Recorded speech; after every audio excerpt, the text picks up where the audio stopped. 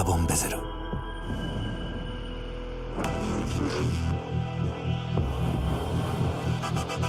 Bluetooth 搭載 G-SHOCK カシオ。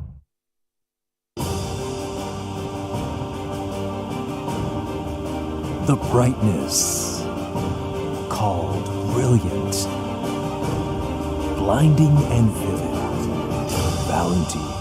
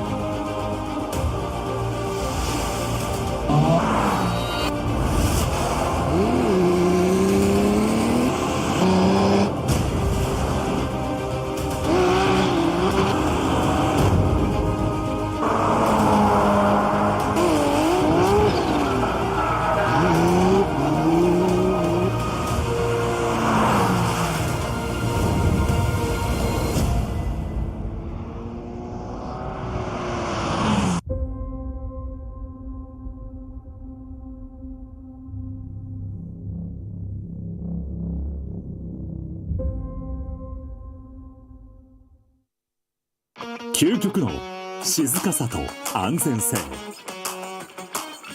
オンロード、オフロード、世界中で活躍するケンダ。その信頼を支える静音性、安定性と対摩耗性、世界が認めた技術と信頼を街乗りである。高品質と納得の価格、タイヤのポテンシャルをあなたに。ケンダ。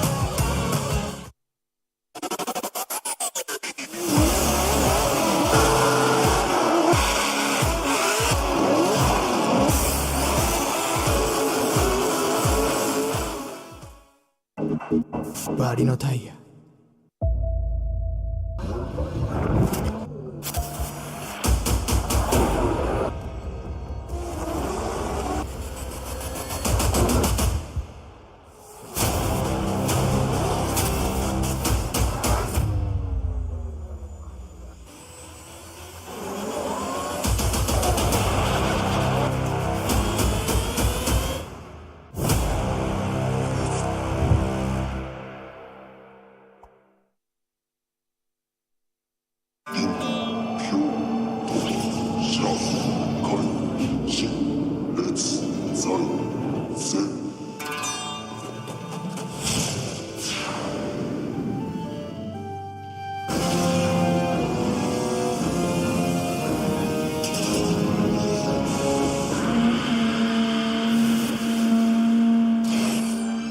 Ultimate lubricant.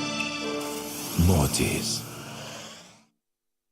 What's up, guys? It's Frederick Ospo, and I use RSR suspension on all my drift cars. I love RSR. Iyo RSR Ichiban.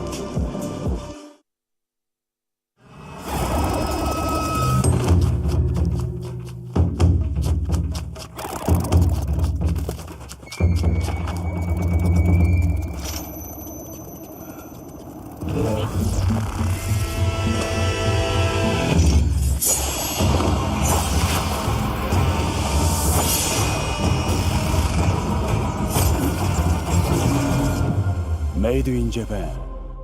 Breed. Had a brand new bed unit all the way through, just throws a on the early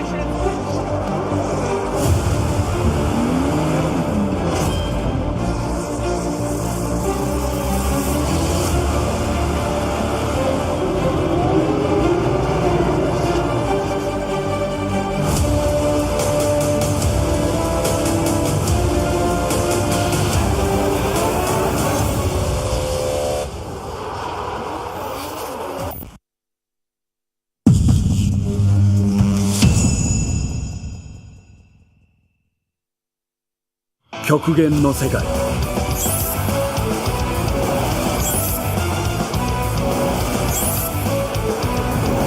そこでこそ磨かれる本物がある。クスコ。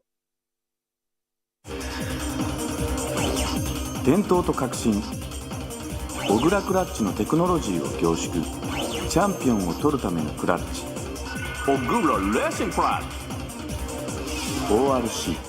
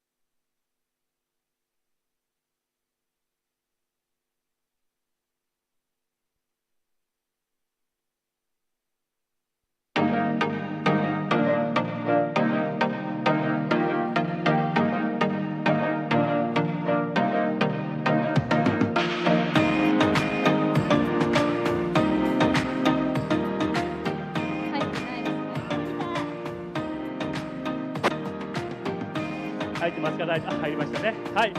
2023 G-SHOCK プレゼンツフォーミュラードリフトジャパンラウンド2。ここ恵比寿サーキット西コースよりお届けしております。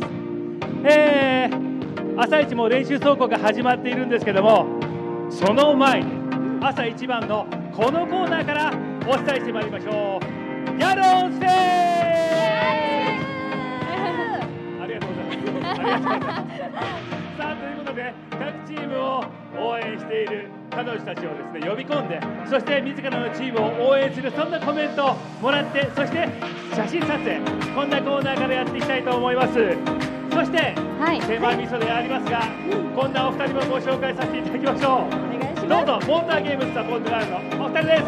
はい、モーターゲームズガールズ2年目になりました。みおりすこと青石みやりです。今年はピットレポートも挑戦してます。よろしくお願いします。はい、そしてモーターゲームスガールズ4年目になりましたマリリンこと宝生まりなです。日英でピットリポートをたまにやってます。よろしくお願いします。はいということで、昨日からね、我々はこの場内で盛り上げているわけですが、いや今日はいい天気で本当に良かったね、楽しみですね。さあそれでは早速ですね、彼女たちを呼び込んでみましょう。まずはこのチームからです。リンドンタイヤドリフトチームオレンジから、それからアトラスタイヤドリフトチーム福島から佐々木萌香ちゃん、広瀬杏優ちゃん、広瀬咲ちゃん、照山風花ちゃん、そして鈴木みなみちゃんです。どうぞ。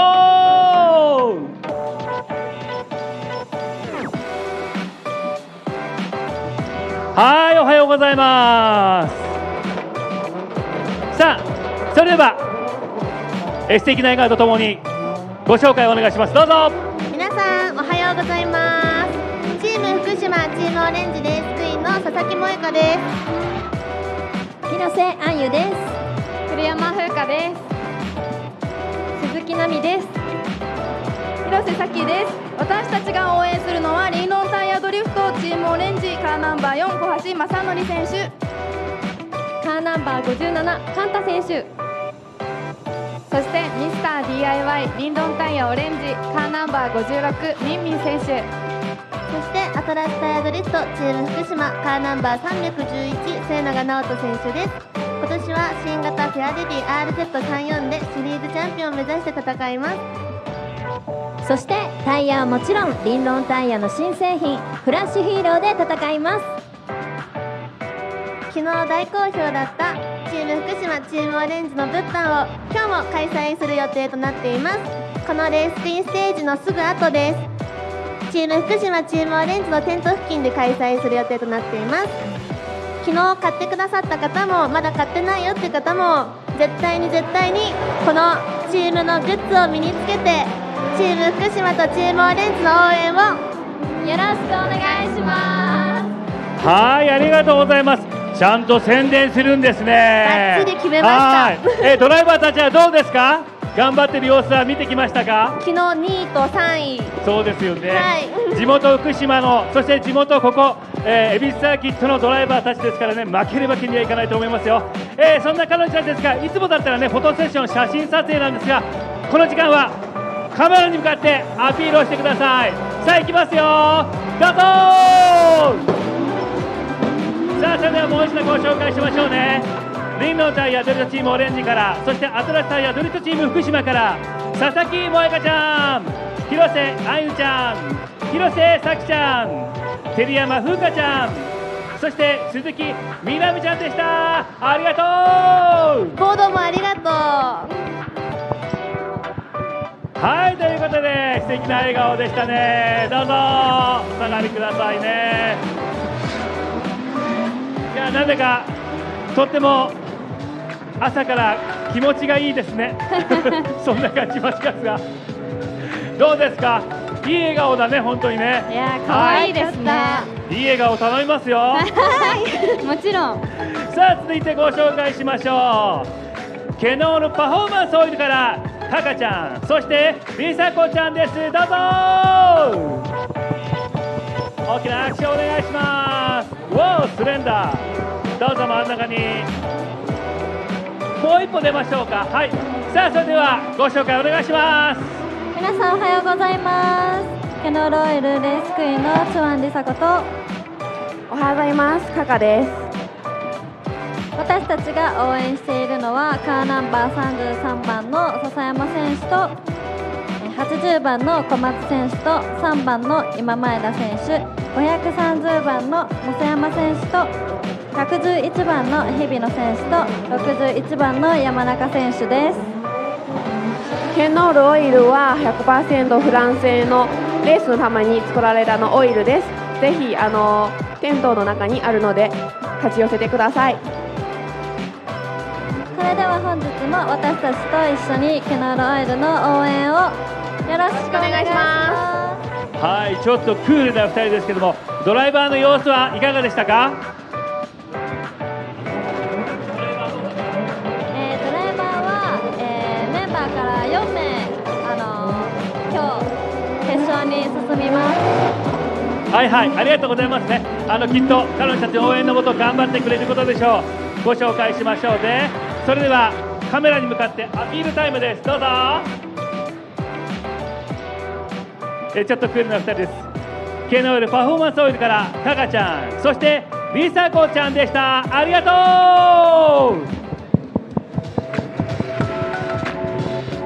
はい、どうぞ。ぜひですね、ショップの方にもね足を運んでいただきたいと思います、なんかクールでかっこいい感じがしますよ。いや、かっこいいですね。いつ見てもかっこいい。大丈夫ですか？衣装SNS 情報だと衣装が今回限定バージョンだったらしいですよ。お、やりますねさあ続いてご紹介しましょう。クスコレーシング高崎クスコちゃんから井上みつなちゃん、そして青井ゆきなちゃんでゆきのちゃんです。ごめんなさい、どうぞ。ごめんねゆきのちゃんです。はい、じゃあ真ん中もうちょっと前出てもらおうかな。はい、それではご紹介どうぞ。皆さんこんにちは。クスコは1977年に創業した総合パーツメーカーです。今年度の FDJ は4大体制で参戦します。ナンバー 77GR86 草場選手、ナンバー 770GR86 金田選手、カーナンバー771箕輪選手、カーナンバー 774GR スープラ松山北斗選手が参戦します。そして私たちが今年クスコレーシングを応援する高崎クスコちゃんズです。はい、私がみーちゃんこと井上瑞奈です。私がゆきのこと青井ゆきのです。それでは皆さん、クスコレーシングへの応援よろしくお願いします。はい、ありがとうございます。ちょっとね和っぽい感じのこのコスチュームですけどもね、とっても可愛らしいですよね。それでは今回はフォトセッションではなくて前のカメラに向かってアピールタイムです。どうぞね、クスコレーシング今回も話題のチームとなっています。彼女たちの応援がさらにプッシュしてですね、いい走りをドライバーたちは見せてくれることでしょう。それではもう一回ご紹介しますよ。クスコレーシング高崎クスコちゃんから井上瑞奈ちゃん、そして青井ゆきのちゃんでした。ありがとうございました。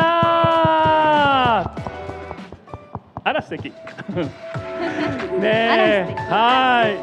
さあということで、これで全てのねご紹介をさせていただきました。どうでしたでしょうかね。はい、何ですか。お忘れ物です。お忘れ物がすべていや全然忘れてないです。全然ではないです。これ私服じゃないんですけど。あ、そう。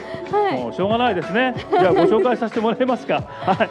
それでは自己紹介からもう一度どうぞ。はい。モーターゲームスガールズ2年目のみよりすこと青石みよりです。はい、マリリンこと星野まりなです。よろしくお願いします。はい。じゃあ同じようにね前のカメラに向かってアピールタイムです。どうぞ。大丈夫？はい。今日一日ね場内彼女たちと笑顔を振りまいてですね皆さんとコミュニケーションを取っていきますよ。オフィシャルショップの方にも顔を出したりもします。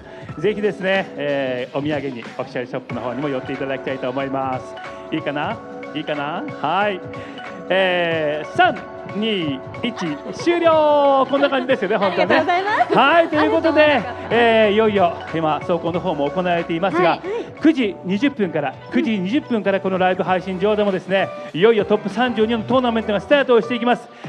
モニターの向こうの皆さん、そして場内の皆さん、ぜひですね今日一日楽しい一日にするために一緒に盛り上がっていきましょう。よろしくお願いします。ありがとうございました。ありがとうございました。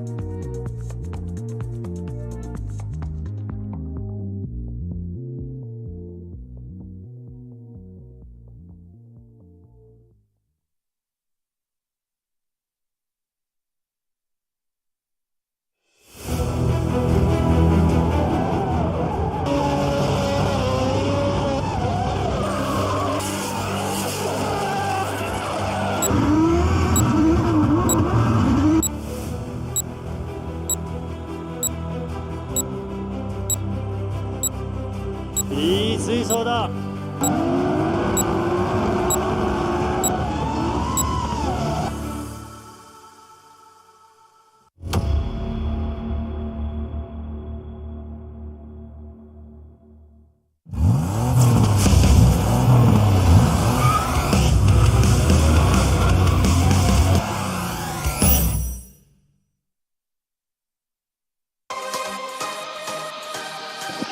Welcome, drift fans all around the world. We have made it. Round 2. Here we are for top 32 battles for the 2023 G-Shock Presents Formula Drift Japan here at Ebisu Circuit West Course in the Fukushima Prefecture. And you can see right there, look how beautiful it is today. 72 degrees. I'm excited. What about you, Robbie? I'm so excited. No, I'm just kidding. I am, because it feels good. We're blessed with this weather today. Compared to yesterday, you know, there was some misty rain all morning, and we had a wet session for qualifying in the morning, and in the afternoon it got dry. Let's go ahead and introduce these fellows here. And on the Japanese live stream, we have Tom Saiba as a commentator, and also Taniguchi, Nobuteru Taniguchi, and Yoichi Mamura as one of our judges, and also he will be chiming in for the Japanese side, commentating. And then you can see us at the end. Yeah, They're about exactly. to shoot the camera to us here soon. Yep.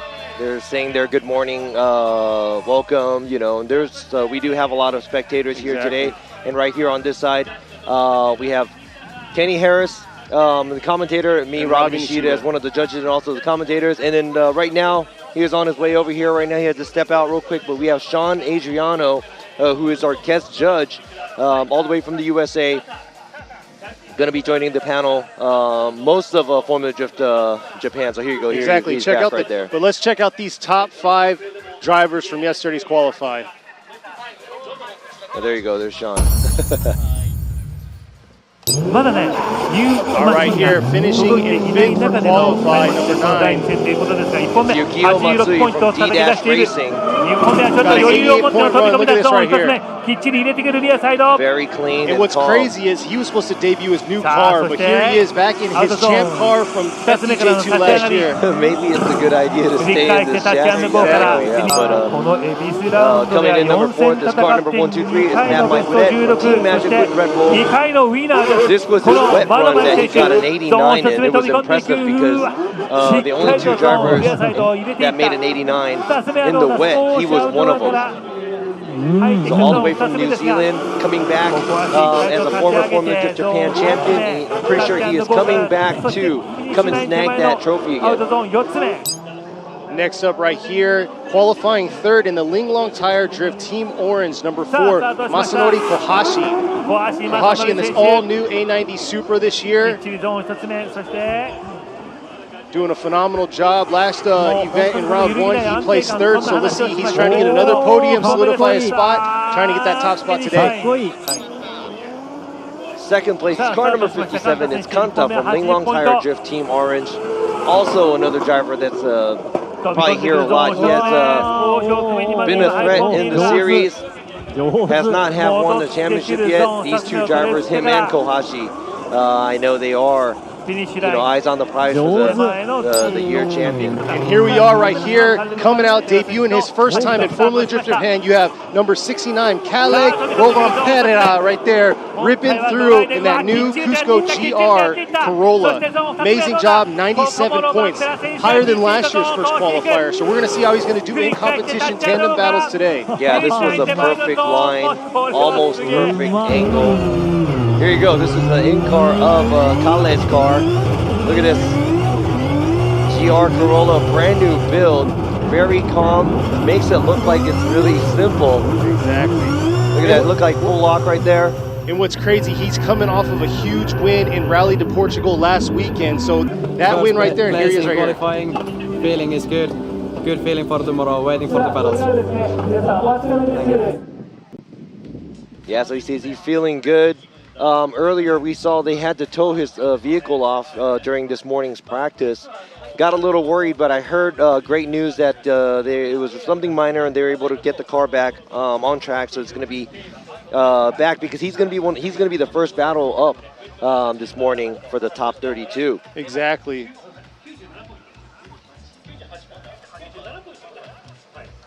But yeah, he will be going against Tamagawa. So hopefully the Cusco Racing team is going to square his car off, get it ready for the first battle of the day. I got to say, it's crazy and interesting yesterday with Qualify. We saw both evil with the wet and amazing, glorifying with the beautiful weather we had in the afternoon for the dry. So they got to see both conditions. So we'll see how they're going to wrap it up here in tandem battles. Yeah, and I think Kale did a great job in both because I'm pretty sure, you already know that he's a WRC champion. So any kind of terrain, it probably doesn't really matter. And even this track right here, I know it's like 100, maybe 40 kilometer entry. That's about 90 somewhat, maybe about 90 miles per hour or something. But this is probably not so high speed for him, Exactly. What he's used to. And yeah, there's a slight delay right now. We're trying to get these boxes squared away for the zones because they had practice session for about an hour today. And I got to say, we saw some phenomenal tandem practices today. So it should be a really good day of tandem battles. I'm like super excited to see what's going to come out of this top 32. We got some heavy swingers here, and yeah, it's just, I mean, the weather is great. And we always, what's crazy is we always say when it gets to the top 16, that's when it gets really interesting. But after yesterday's qualify, we checked out the brackets and we were like, man, off the jump, we're going to be pretty hype off this setup. Yeah, there's a lot of great battles that you'll be witnessing here today, just this morning for the top 32. And it's going to be a close one for a lot. So be ready for a long top 32, maybe. Exactly. And just so you know, they haven't started their warming their tires up, so it's still a bit of a delay. So we got a little bit of time. So just to fill you in, thank you all for tuning into us on live stream yesterday, coming back today. Later on today, we're going to roll into the top 16 ceremonies. I'm viewing the chats right now. We see y'all, but the thing is, it's about a 15-second, 20-second delay. So I check them out I'll check them out and then respond about a 30-second delay off of that. And we're also trying to check into the live stream chat as well. And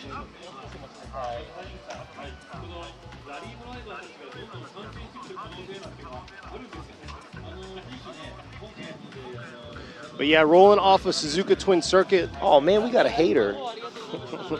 They don't like us, so they're gonna go to the Japanese streaming. Yeah, so also there's a Japanese live stream and an English live stream, and it's me and Kenny. If you want to hear Tom, Taniguchi, and Imamura speaking in Japanese, you can go ahead and check out the Japanese commentary side as well.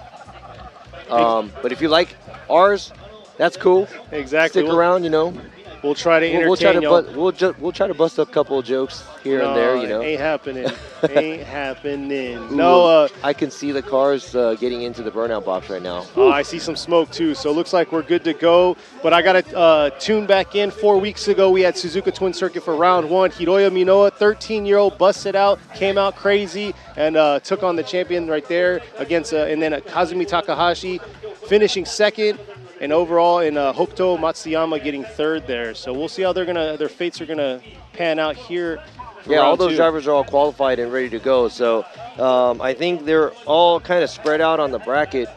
So let's see who's going to be meeting each other in the semifinals, finals, and who's going to take the win here. Now we're about to kick off the top 32 here at Ebisu Circuit, West Course, Nishi Course. I mean, this is like the place to be for drifting, and I know all y'all that are out there that are a huge drift fan, if you've ever been to Japan, I'm pretty sure everybody has been here at least once and maybe even came here to drive as well. Very exciting place to be, very unusual place to be because it's all about cars and drifting, but you got the zoo and the safari park out there too. So exactly, looks like they're squared off, ready to go. I saw you on the chat, Vegas out there, Canada. I am tuning in, but here they are, ready to go. Start us off for the round two of the 2023 G-Shock Presents Formula Japan Top 32 battles here at Ebisu Circuit. Yes, so we have car number 69, Kalle Robampera, leading in his Red Bull GR Corolla versus Yoshihika Tamagawa in his Everybody Loves JZA Supra, 900 horsepower. with the car guy racing. Here he is right here in the chase position. Calais coming in hot right here into 3-2-1. Nice shot there, filling outer zone 1. Tamagawa struggling a little bit right behind him, dipping 2 tires around, bringing it into that outer zone 2, but bringing it that proximity closer and closer into this outer zone 3 here. And that's a way to start off. And what you say all the time, a good lead run, you'll see a good chase. Exactly. Now we're going to have to look carefully here with Kale's car. He has a tire off here, and right, looks like he's on the line on the front left tire. Right there on the line. Man, he really pushes it all the way to the outside. Let's go ahead and check out the bird's eye view right here. Right there, right on the line on the edge of the outside zone 2 and one end touch and go, and actually outside zone 3. And here's the drone footage right here, the chase between these two coming around that outer zone 1. He was real deep early on into that outer zone 2 there, just riding that back line with that third tire. Very close. We're going to see what the judges are going to say for that lead run. But yeah, he definitely came in hot yesterday with his both qualified runs. Got an 89 on his first one and then a 97 on his second.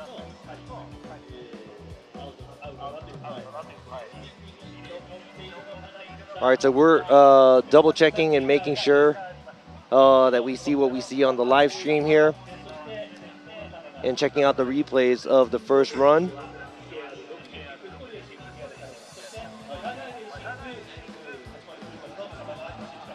And now it's Tamagawa lined up.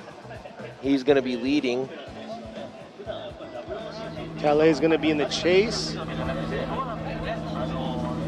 looks like they're getting the go-ahead and start right here. Like Robbie just said, Tamagawa is going to be in the lead this time. We'll see how he's going to throw down for a solid lead while Calais is in chase. And here they are approaching the 3-2-1. Calais early on right there on his right fender, coming around that outer zone 1, squeezing closer and closer to him through this outer zone 2. I gotta say, proximity is not a problem with Calais coming around in that chase position. Tamagawa just missing that outer zone 3. And we'll see this lead-to-lead, chase-to-chase cross comparison between these two drivers. All right, super close with Tamagawa right there. Hardly can't see the Corolla behind the Supra.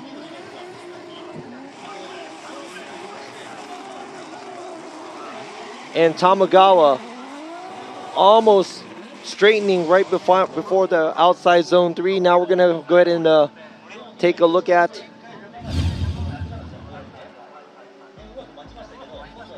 there's a transition. No space in between these cars, but Kale also taking a smaller line throughout the track and couldn't mimic Tamagawa throughout the outside zone 3 area. So we'll see here. Like Robbie was saying, that last part of outer zone 3 was a problem for a lot of these drivers, especially in the wet conditions. The dry conditions, a totally different scenario. And you can see how close he was the whole entire time there. We'll see the Cusco girls cheering on Calais while we await the judge's decision. I see a lot of comments with one more time, but here, let's see this replay one more time first. And here's a lead-to-lead, chase-to-chase, side-by-side.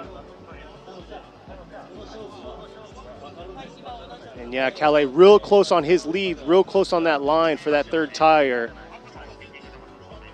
But man, I gotta say, the proximity, he was right there on his door much of the track.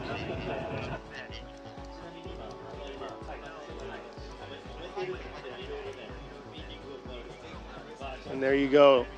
Beautiful skies today. Got a little bit of overcast, but I gotta say, it's a nice breeze going through to clear the track for these drivers, visibility-wise.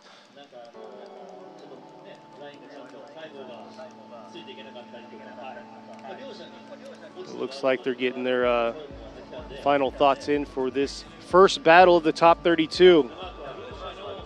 We'll have top 32, we'll have a break, and then we'll roll into the top 16 ceremonies after that.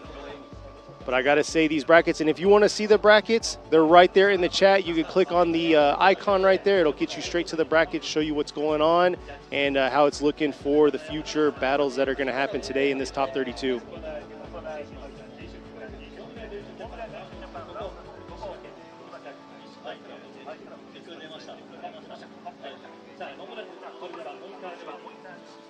And it looks like the next battle's already lined up, ready to go, awaiting this final decision for these two drivers here, Calais and Tamagawa. So here we are. All right, so going with... We got one more time, and Adriana with a one more time. So we're going to see, Adriana for an Adriana. Hey, so they voted Adriano. So we're going to see a one more time battle between these two drivers. Sean Adriano gets the win.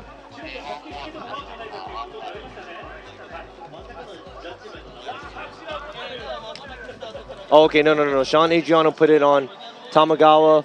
It's going to go one more time, but actually talking to Sean right now, too, he looks at the mistakes that both of the drivers made. Kale Robampera, wide line on the outside, a little bit too wide, and also when he was chasing at the outside zone 3 going on the inside, pretty much he almost straightened out at the end, and he did miss the touch and go as well.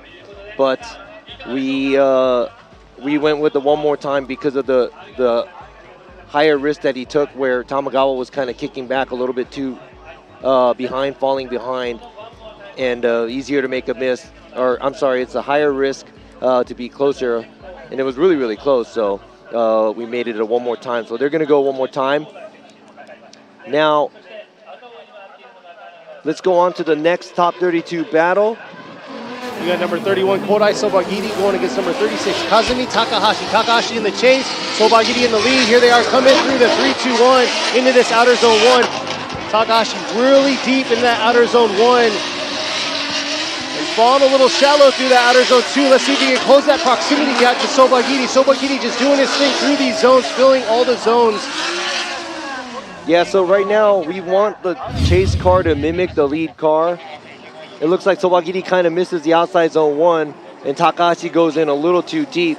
After that, he tries to fix his line to get back onto the lead car, but he does miss outside zone 2 as well, a sizable amount. Then he has to basically beeline it through the touch and go to play catch up. After the outside zone 2 area, it looks like Sobagiri is doing a good job keeping his line on the outside area of the outside zone 3.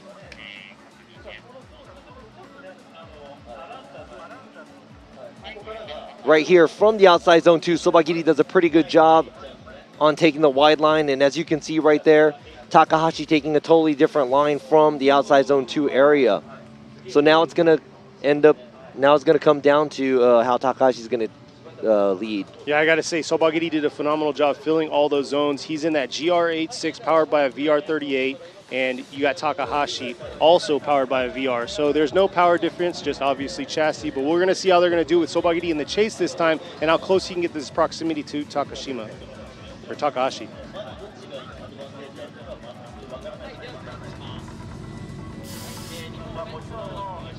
So we are asking for the chase car to mimic the lead car as much as possible.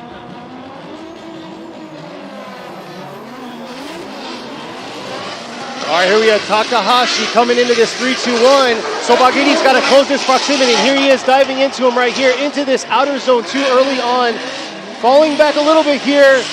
Taking a shallower line like Takahashi did.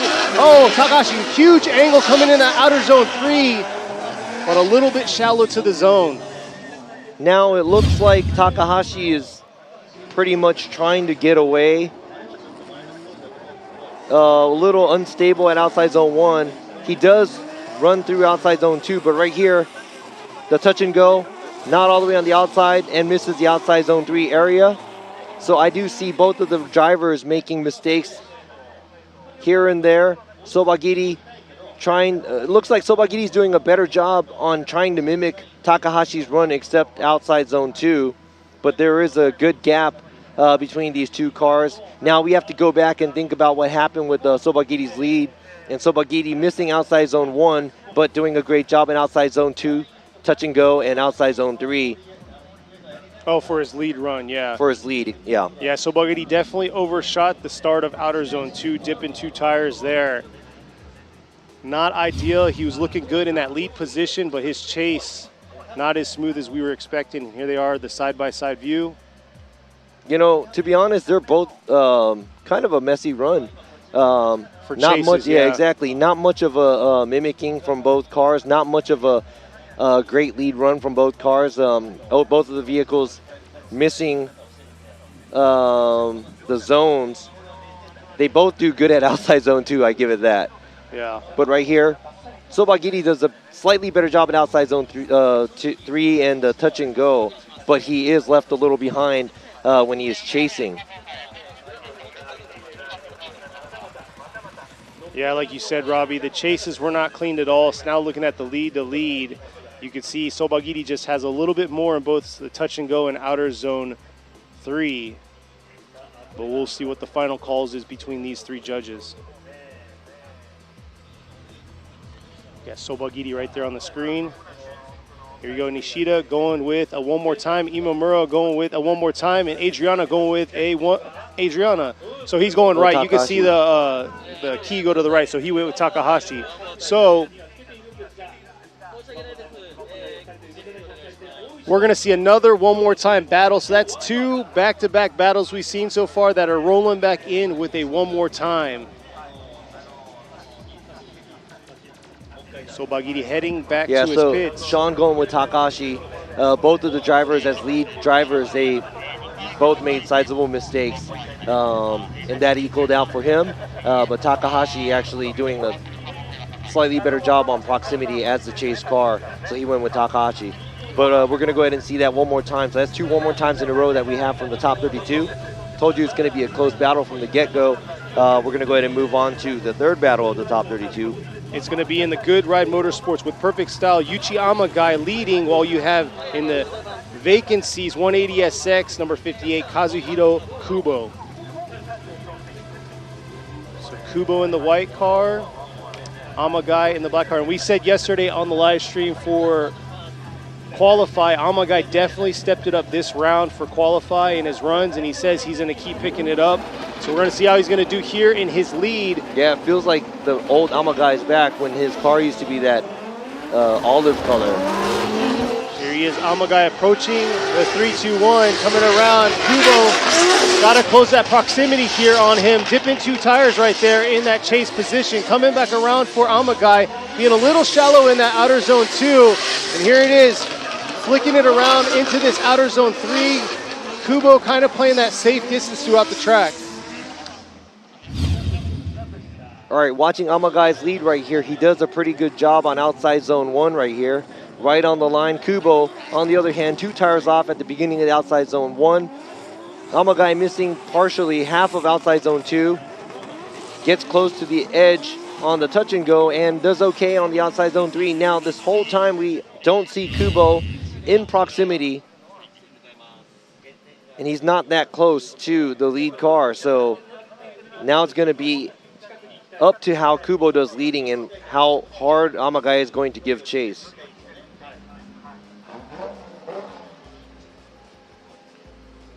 Here's the drone chase footage right here. You can see how he dips 2 tires right there through outer zone 2. You know, I think the value of being close is really important, and it's always has been important, you know, because there is no let's take it easy and do a safe run. We do want to see the cars go in hard and take that risk to be able to get close.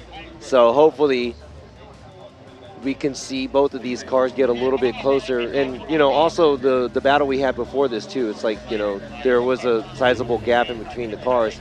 We were watching the practice. I think we saw a lot of great tandems in practice, and it seemed like they were relaxed and able to do it. So hopefully these drivers can get that together and get closer in proximity. All right, here they are. Tables are turned. Kubo's in the lead. Amagai in the chase this time. Oh, looks like we have a red flag.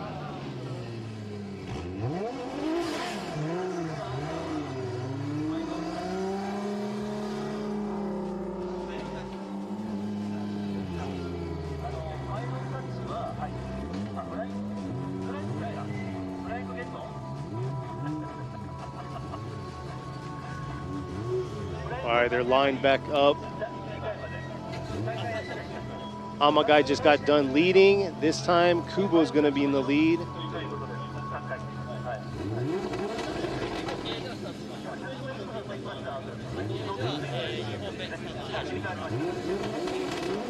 Here they are, looks like they're ready to go. So far, we have 2 one-more-time battles ready to go back to, but this is our 3rd battle on the left side of the bracket. Kubo now this time in the lead, while Amagai in the chase. Amagai coming around, has to close that proximity, dipping 2 tires right there. Both drivers were doing. There he's taking out. Man, and taking out that pylon in outer zone 2, that means he was real deep in that zone. Not looking good for Amagai. Man, that is not what we wanted to see from Amagai here. Shallow at the beginning, both of the cars 2 tires off, a little too deep, and it looked like Kubo wasn't on the right line, but at the same time Amagai went too deep as well.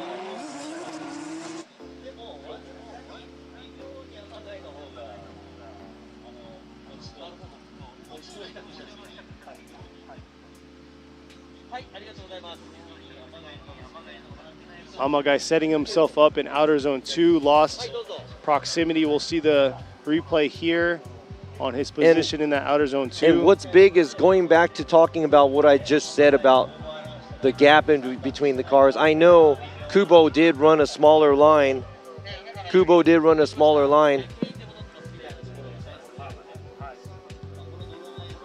But yeah, it all comes down for the chase for a solid lead run. And they're talking about it now. Checking out the replays in front of them. Man, this has definitely been a tough top 32 so far. We have 2 one-more-time battles. We just got done with the Amagai and Kubo battles. So we're going to see if they're going to have a winner, our first winner of top 32, rolling into the top 16, or are we going to be stuck with another one-more-time battle? Both runs were kind of sloppy. They might be doing here soon a side-by-side view so you can see the lead-to-lead and the chase-to-chase. But overall, they had their fair share of mistakes, dipping tires, and it looks like Amagai in the chase in outer zone 3, he was close to dipping 3 tires, knocking out that pylon, which is about 4 feet away from the actual outer zone line. And here you go, here's that side-by-side view. Coming back around, and yeah, you can see how Kubo was a little shallow in outer zone 2, Amagai was deep. And the proximity is almost the same. Kubo just a little slightly closer, but overall not the cleanest run we've seen. Yeah, now we're just looking at the mistakes they made here and there. It looks like Kubo does a better job at the touch and go.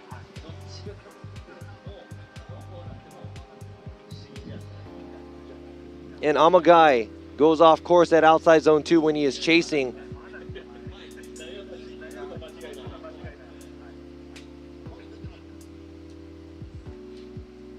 And you know, proximity-wise, Kubo is closer from the beginning to the end. And yeah.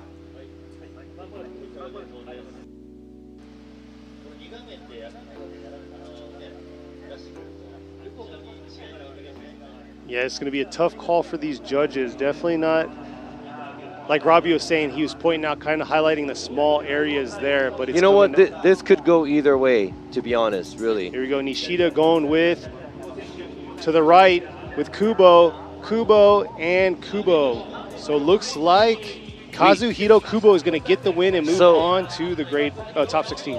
So Sean was explaining earlier too, Amagai's mistake at the outside zone 2, it looked like he was being let off by Kubo as well, and I totally understand that. But I think Amagai giving him the space, coming in a little shallow, kind of ran himself off at the outside zone 2. And I mean, it was you know what, it was kind of a messy battle, and I think Amagai barely lost that one. Unfortunate, you know, because we were seeing him starting to drive with more excitement again and qualify, but yeah, Kubo's moving on. All right, next battle here is number 530, Wataru Masayama going against number 610, Kei Murakami. Masayama in the GR Yaris. Murakami and the JZX 100 coming around. Murakami's got to close that proximity. Here he is coming around into that outer zone 2. Oh, and almost pretty much over-rotating early on in that outer zone 2.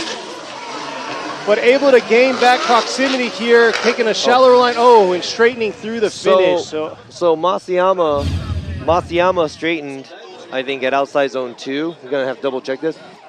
There you go, outer zone 1. Right there. Oh, yeah. Masayama, a huge correction.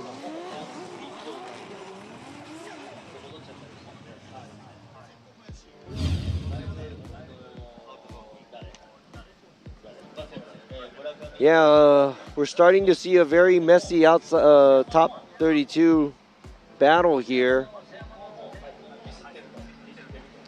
And I'm sorry, you know, it'll get better, guys.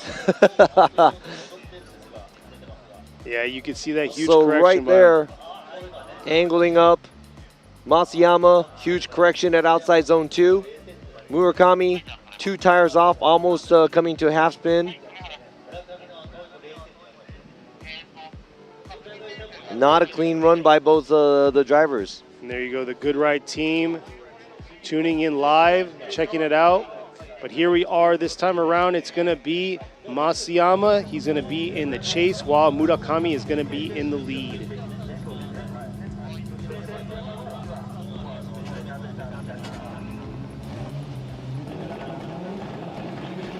It's going to come down to this here. Murakami's got to throw down a solid lead run here. Masayama made a huge mistake in outer zone 2, but here they are into this 3-2-1 into outer zone 1 right here. Murakami coming back around into this outer zone 2, real shallow into the zone early on, but able to fill the back half of that zone, bringing it back around into this touch and go into outer zone 3, and Masayama right there on his tail.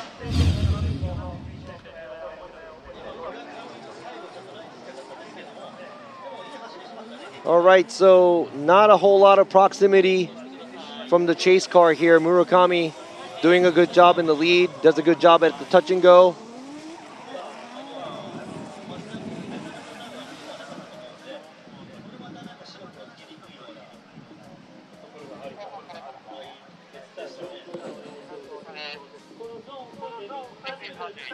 This is the bird's eye view coming back around, shallow into that outer zone 3.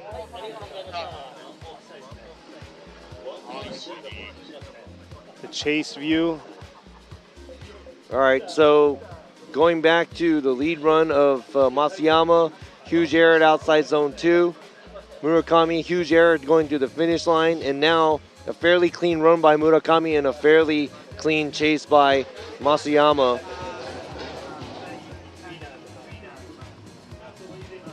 So we'll see early on making it harder. Nishida is going to go with a one more time. Imamura one more time, and Adriana is going to go with a one more time. So those sloppy runs are going to have to get cleaned up for this one more time battle between these two drivers.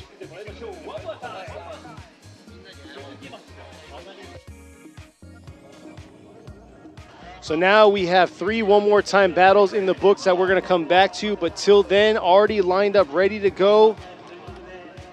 You'll see them here soon. We got number 123 coming all the way from New Zealand, Mad Mike Wadette, going against number 80, Yuta Komatsu. All right, so Komatsu in the IS with the 2J powered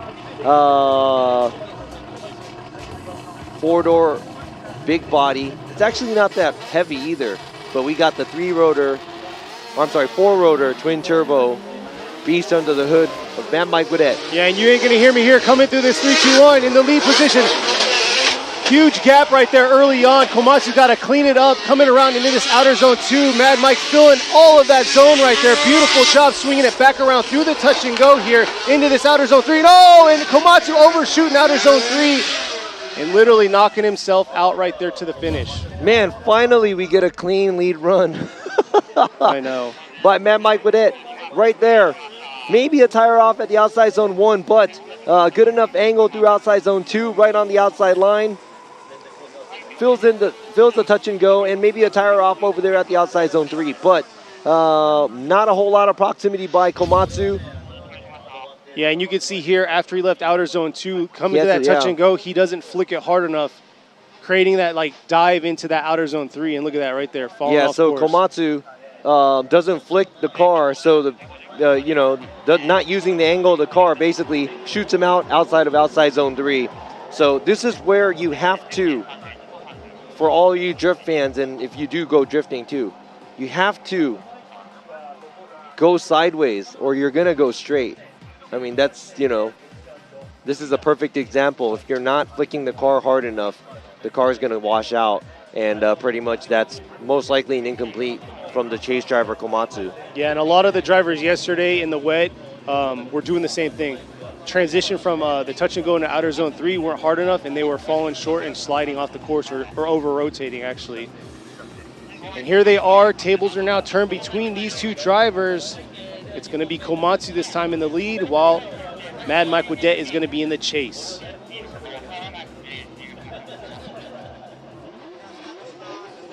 Komatsu's got to throw down a solid lead run here. Mad Mike is a very aggressive driver. Here they are approaching this 3-2-1. Komatsu trying to bring it in right here. Different approach by both drivers coming back around. Look at that right there. Mike swinging it back around. The proximity is, oh my God. Killing it right here through the touch and go into this outer zone 3.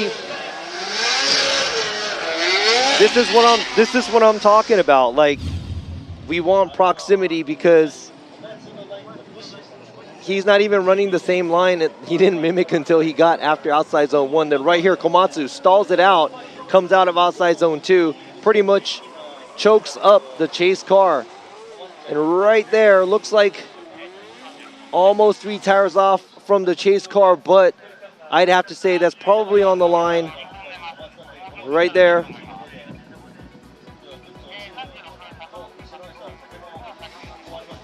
And Komatsu also having tires off at the outside zone 3. Now this is what we want to see.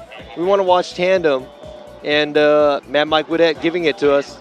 And look at how close the cars got right there. I gotta say, for that lead run that Mike had in front of him, he did a phenomenal job in the chase. 1, making it exciting, and 2, able to try to adjust himself through all those zones that the mistakes were made in.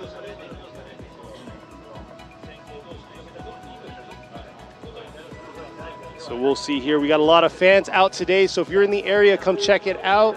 If you don't want to hear us, you can mute us for sure. Or go to the Japanese live stream. There you go.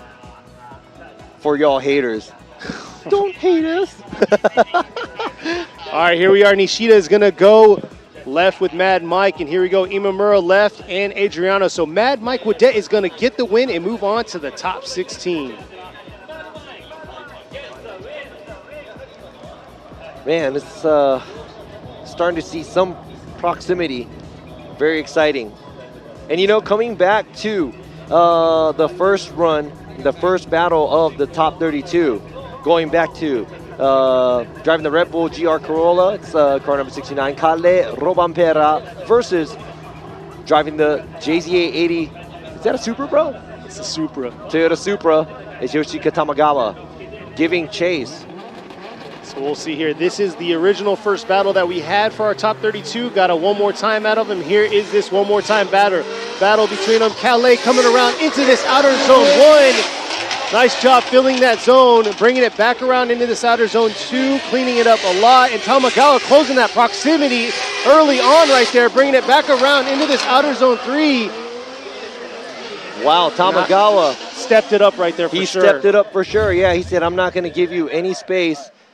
And the same, Kale not making any mistakes as a lead car right on the outside line, on outside zone 1 and outside zone 2. Deep enough in the touch and go.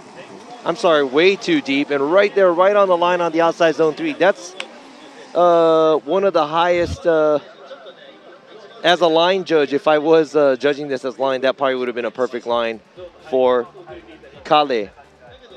There he's coming back around. Tamagawa closing that proximity into outer zone 3. And we have to take that in consideration where Tamagawa did a late initiation passing the last standing cone on the 3-2-1 cone.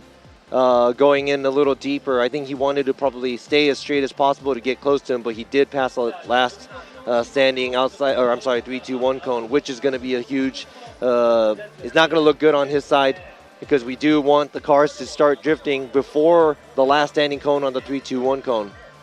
So we'll see here. This time Tamagawa is going to be in the lead. Calais is going to be in the chase.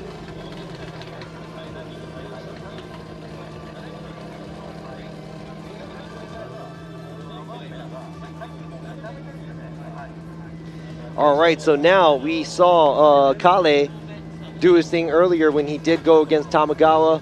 He did get really, really close. So are we going to be able to see that in his chase finish? Oh, it looks like it's a restart. It looks like Tamagawa left the line a little too early.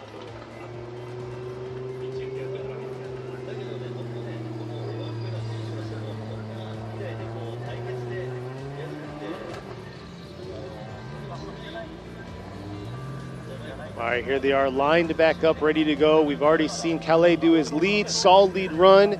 We're going to see how Tamagawa is going to do this time around in his lead run. Has to throw a solid one down so Calais can have a good chase. And like Robbie was saying, he is probably going to be fender to fender with Tamagawa. Very aggressive driver, and it looks like they're getting the green light to go.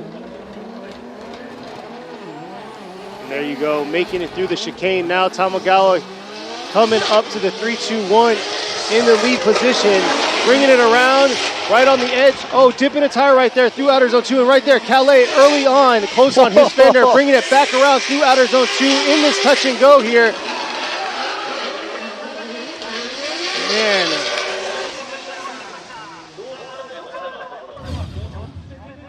Wow, so proximity-wise, I would have to say a little bit closer here. Not as much angle there, but right there, Tamagawa, as deep as he can be, and flicks it really hard here, and had to get on the brakes really hard, doesn't feel outside zone 3 as well. Right here, let's go ahead and check this out. We see the angle difference, but right there, Tamagawa kind of laid into the outside zone 2, but does throw a lot of angle. But Kale doing a good job keeping that proximity. Let's go ahead and check this out right here at entry. I would have to say the lead was a little bit more sloppier here by Tamagawa. And Kale not as deep on angle, but has that proximity.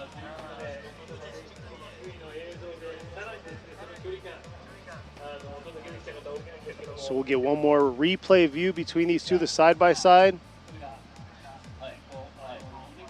Nice job in that outer zone 1 by Calais, coming back around into outer zone 2. His proximity right there at the end was a lot closer than Tamagawa's, but Tamagawa overall not too bad in the chase. It's just Calais definitely closed that proximity sooner and kept it throughout the track.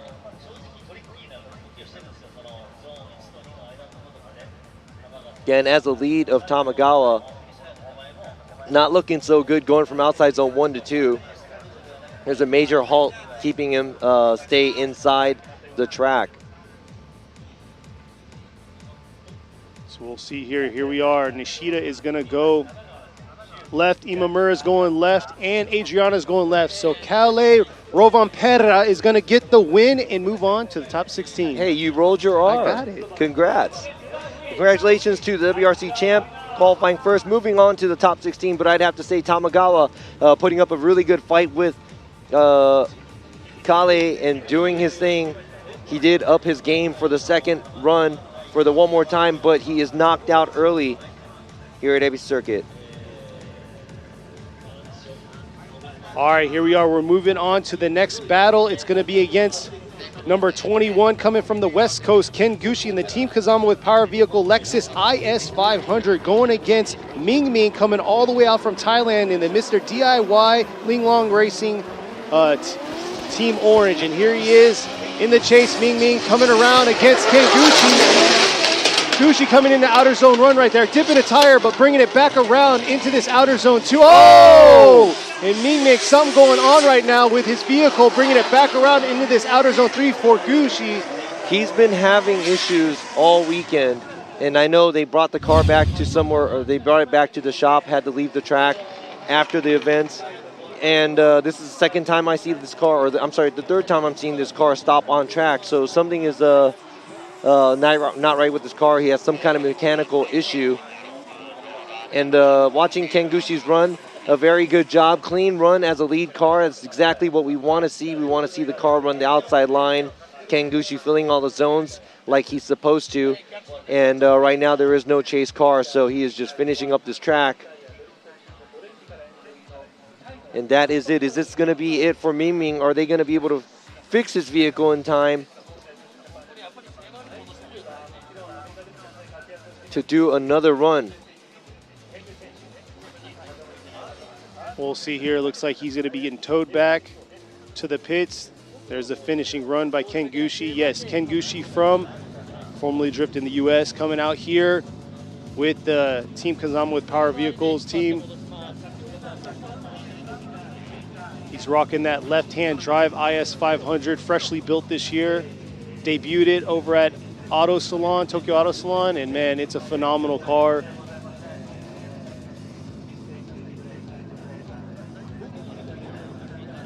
But we'll see here.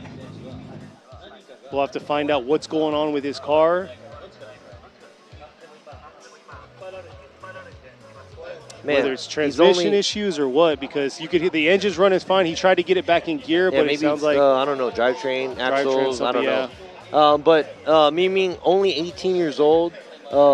He's a 2022 Thailand drift champion too. Yeah, yeah, and only 18 years old. A lot of skills there, and it seems like the car isn't really holding up for him right now. And he was one of the first drivers to qualify in Suzuka as well. And I remember him coming in, kind of setting the bar for the rest of the drivers as well. So, very skillful driver, and looking forward to seeing him doing some great things in the series as well. And coming all the way from Thailand, I know for sure, traveling gets to you. And also for drivers that aren't, don't speak Japanese and don't know what's going on, it's really, really hard, because all you can do is rely on the people that knows what you're saying. And if you can't speak with a lot of the people, there's a lot of things that you can't communicate. It's really, really hard. So mad props to all the drivers that are here from outside of Japan. Yeah, for sure. And there you go. You see the grandstands. The grandstands are located right next to the judges' stand, so they're seeing the outside zone 1 firsthand. But we'll see. Hopefully, I want to say it's nothing bad because he's going to have his 5-minute competition timeout, but I mean, we've had some bad results with the competition 5-minute timeouts, so we're going to see how it's going to be for him. It looks like Ken Gushi's at the line.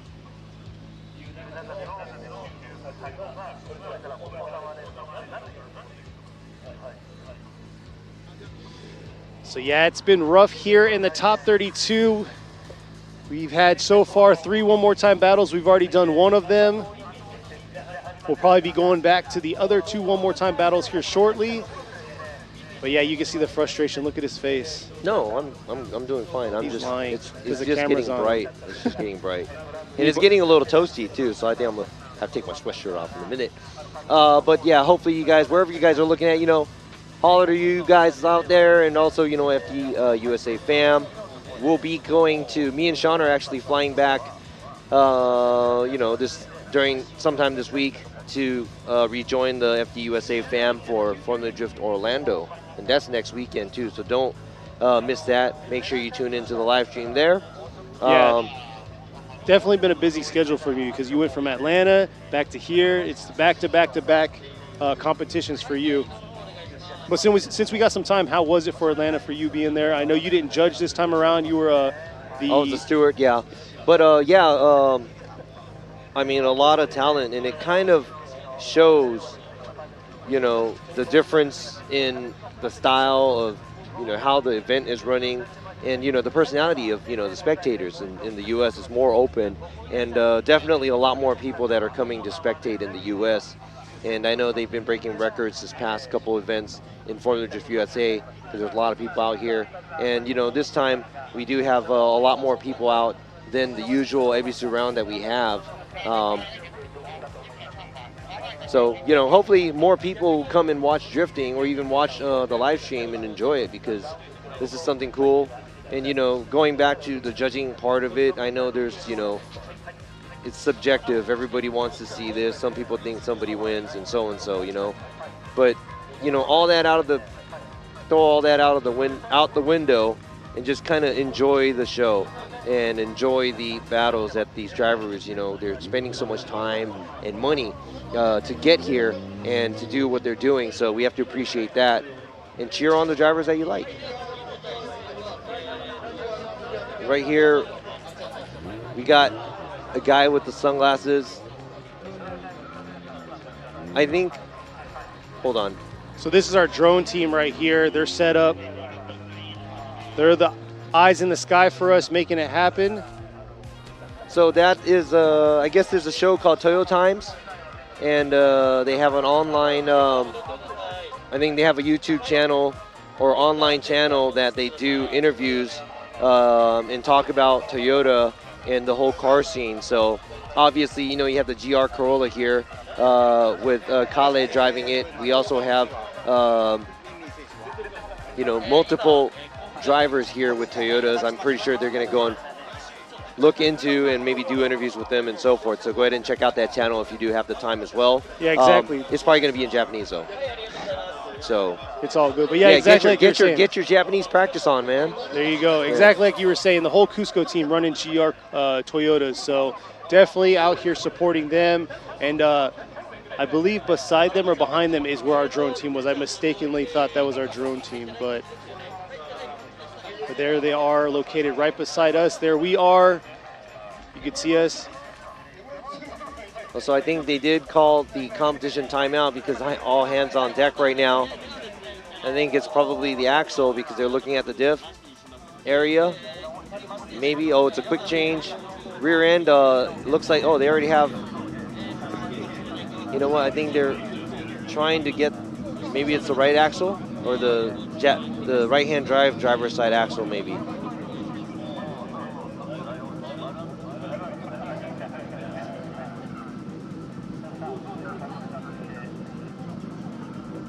Oh, what is that?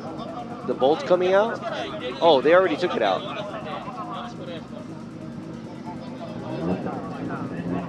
Or did it come off? I hope not, but we'll see.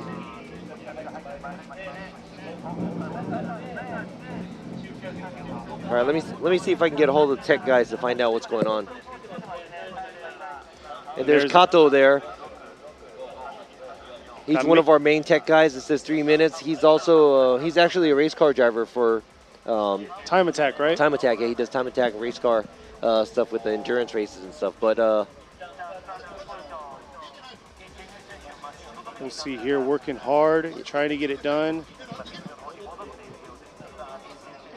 Robbie's finding out more information from tech guys that are down there on the ground, knowing what's happening. By the way, if you're not, obviously those that are spectating on this live stream aren't here, but our pits area is actually further down. If you've been to Ebisu Circuits, it's located in the Kurukuru land area where you usually do figure eights, donuts, stuff like that. But they got the pits set up down there, and then where the normal pits are out here on West Course is where all the vendors are located. They kind of got a slot for each of the vendors' booth. If you are in the area, go check them out. Check out the merchandise they have, and yeah, go get some Formula Drift Japan gear. And you can see right there. Hopefully they're gonna get it. A lot of hands in the mess right now. But yeah, for those of you out there, let me know where you're viewing in from. We have some time to kill. You know, give some shout outs to y'all that are spectating with us. It is an axle, but I mean, things aren't looking so good because I think they had 3 minutes left earlier and the axle's not even out.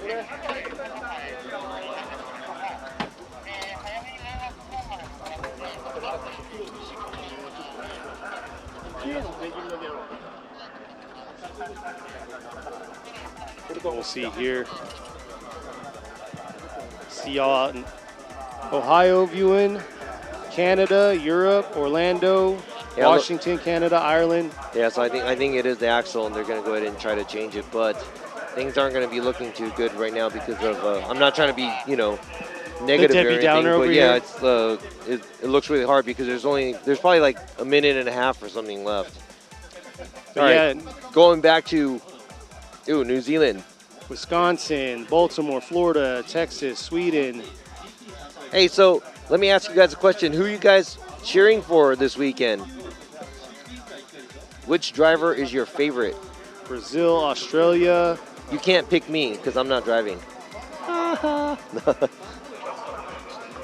there they are. Looks like they're tightening it up.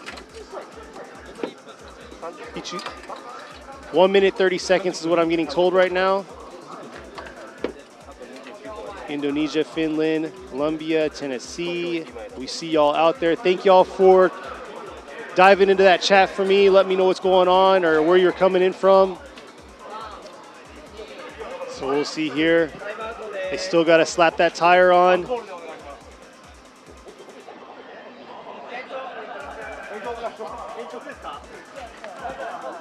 Oh, Min taking his steering wheel off.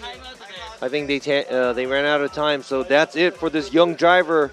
Man, coming all the way from Thailand, and he's one axle away from doing what he wanted to do here. Yeah, very unfortunate for him, the 2022 Thailand Drift Champion.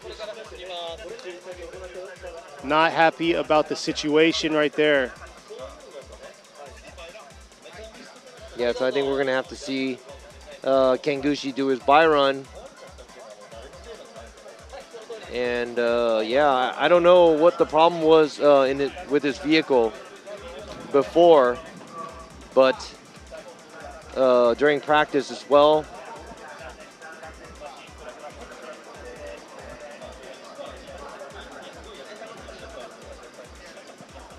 Right there, 18-year-old Ming Ming.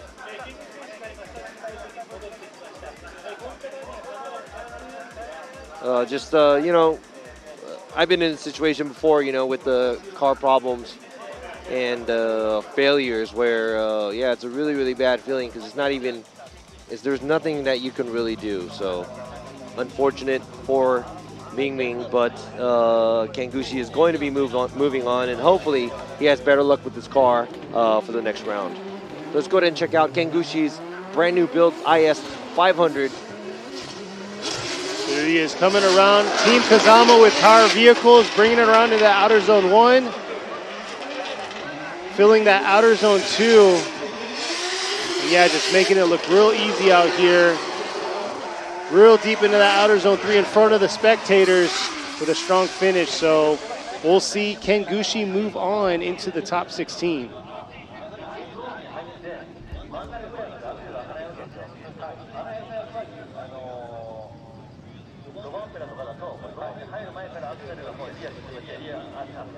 Ooh, so at least we have one battle that we know that's going to happen in top 16. It's going to be Mad Mike Guidet versus Kangushi. Oh yeah, that's going to be a very exciting battle. Both aggressive drivers. And both Ming Ming and Gushi, foreign drivers. Mad Mike versus Gushi, foreign drivers. So we got the foreign driver battle going on right here. That's going to be the third battle of the top 16. It's going to be very interesting because we got, Mad Mike Guidet's four-rotor beast, twin-turbo beast, and that thing's like a bullet, versus we got the big, huge, big-body four-door driven by Gushi.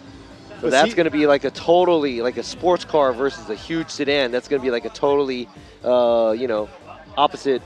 Yeah, and if you haven't vehicle. seen details on it, go to Kazama Auto's Instagram. It's crazy. What's dry carbon, right? That he has all the doors. Yeah, everything is dry built. carbon. It's insane build for sure. 2J big turbo under the hood.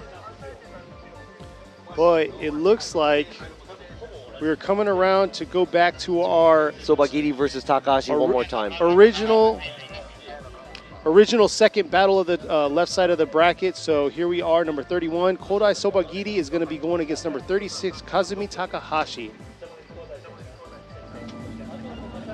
Sobagiri in the red GR86 powered by VR, while you have Takahashi in the green E92 BMW VR powered as well.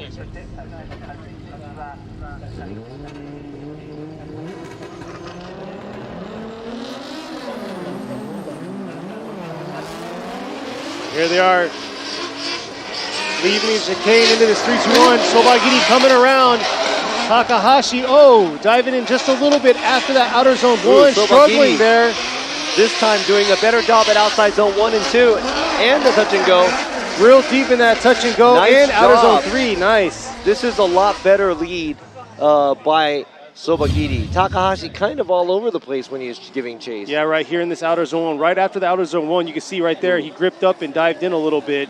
Doesn't feel outside zone 1 or 2, and he's shallow on the angle. Right here, the touch and go area, finally getting back on track where he's supposed to be at, but it looks like it's a little too late because Sobagiri is already crossing the finish line.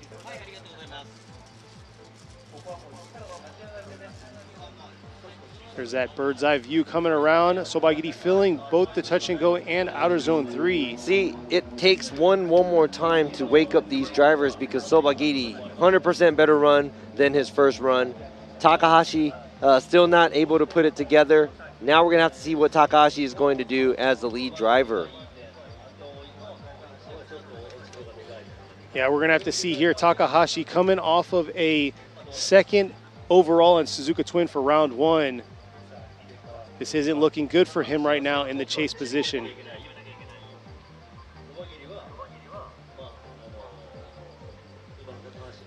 We'll see. Looks like they're at the line now. Kazumi Takahashi is going to be in the lead this time, while Kodai Sobagiri is going to be in the chase. Sobagiri in the Shibata Racing Yokohama GR86, and you got Takahashi in that TMS Racing Team Silent Tire E92 BMW.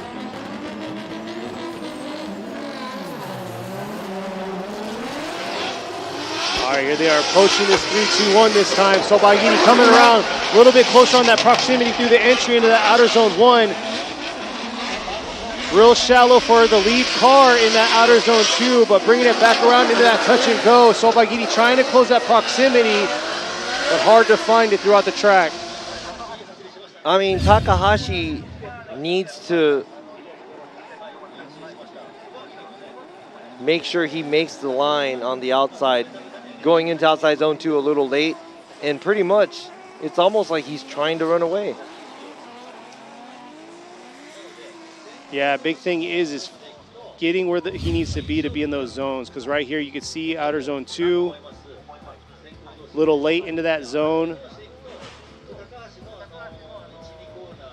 We'll see what the final call is for these judges.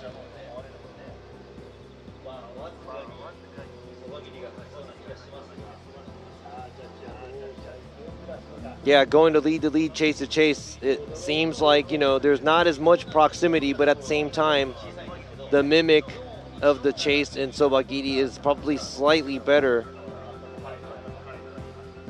And lead to lead, I'd have to say, you know, Sobagiri. Actually, you know, Sobagiri is a little bit closer from the beginning, and it doesn't look like Takahashi is really getting so close.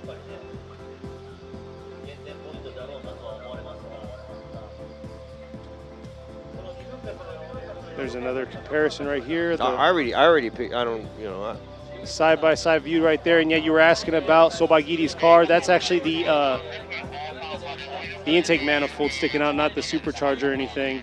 Yeah, it's the intake. It's a VR in this GR86.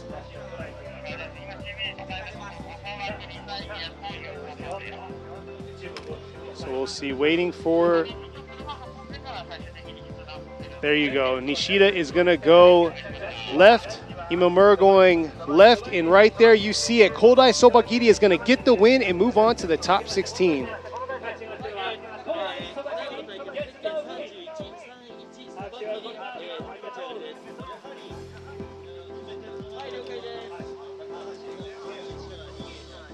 So there you are, they're driving off the track. This is going to be a hard pill to swallow for Takahashi, getting knocked out at top 32, coming from a podium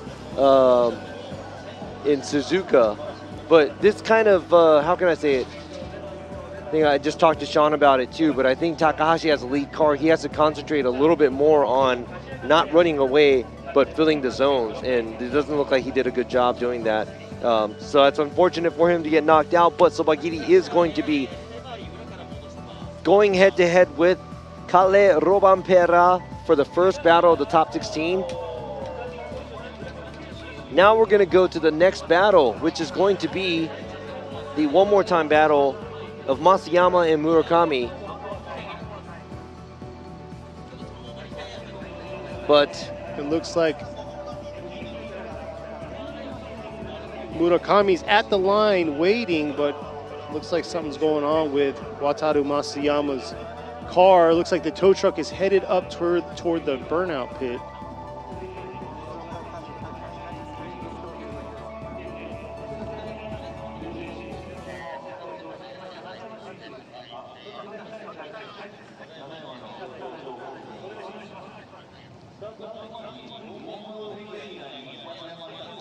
So for those of you viewing in, we still have 3 more battles to battle out on the left side of the bracket, and we have a full right side of the bracket. We've had 3 one more times. We've already done 2 of our one more time battles, and we're going to be working on our 3rd one more time battle here soon, shortly, finding out what's going on with Masayama's car to get it to the line while he's waiting for his one more time battle against Kei Murakami in the Village Up JZX 100 Mark II.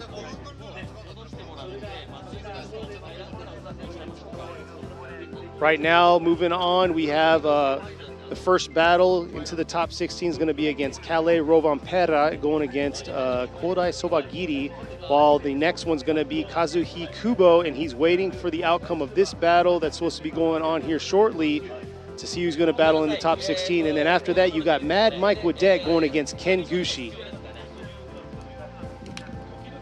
yeah, I mean, that doesn't look good. It's a lot of oil or something spilled, so. Just finding out more.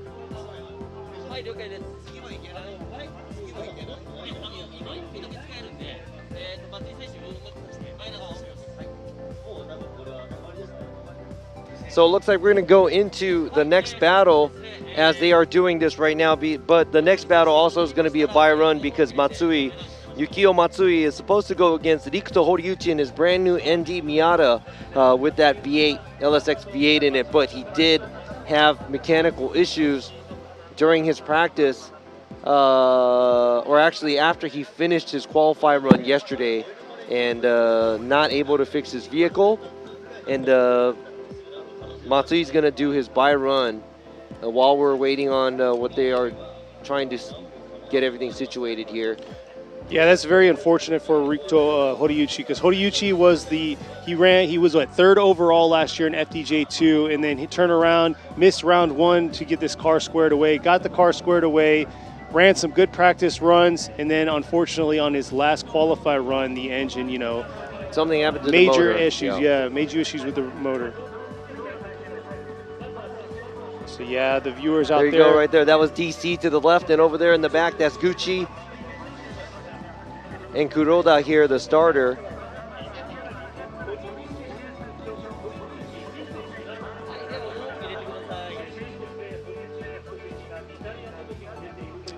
So yeah, so Yukio Matsui is going to be rolling up to the line to get his buy run in and move on to the top 16.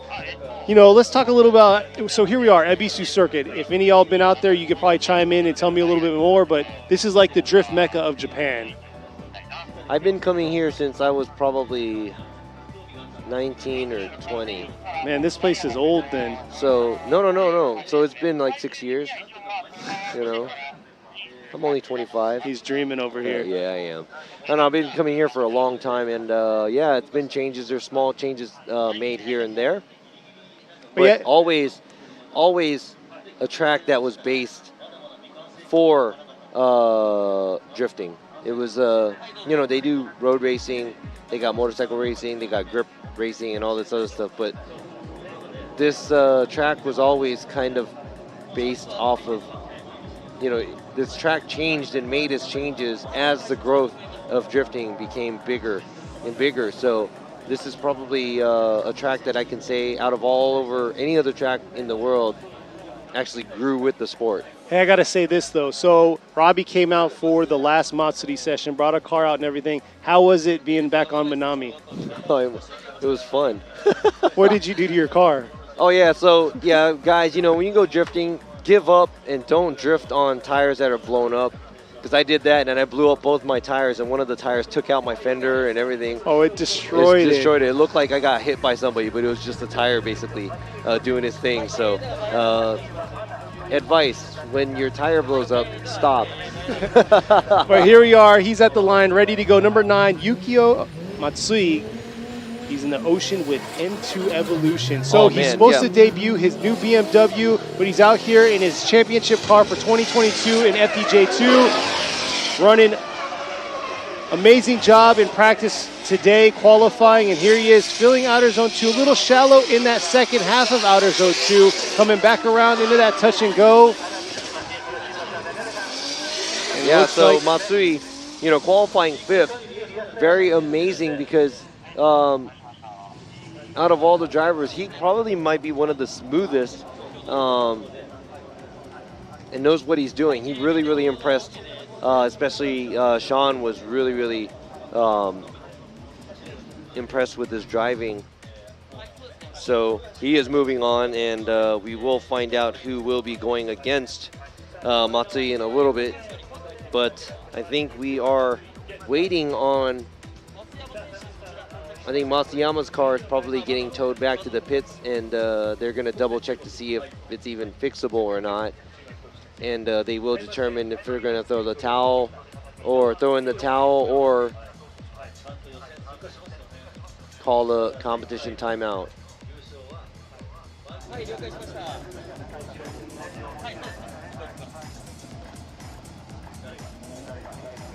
So right here, it says Minowa Hiroya waving the huge flag. I think he has a fan.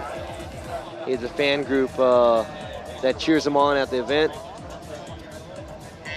Yeah, there's a lot of work. Yeah, exactly. And then there's another flag in the grandstands too. They'll probably move it over. There you go. The Hey Man flag. Hey Man. Hey Man. But yeah, with that being said, that should be the next battle coming up. It's going to be against 771 Hiroya Minowa, 13 years old, finished first in Suzuka. What a way to come into the 2023 season, making a statement, getting that the top podium position. Yeah, then round one. I think he was signed up and they entered to compete in the Pro Spec in the U.S. as well. But it seems like, I'm not sure yet, but this is what I heard, but it seems like they probably might not be able to make it out there.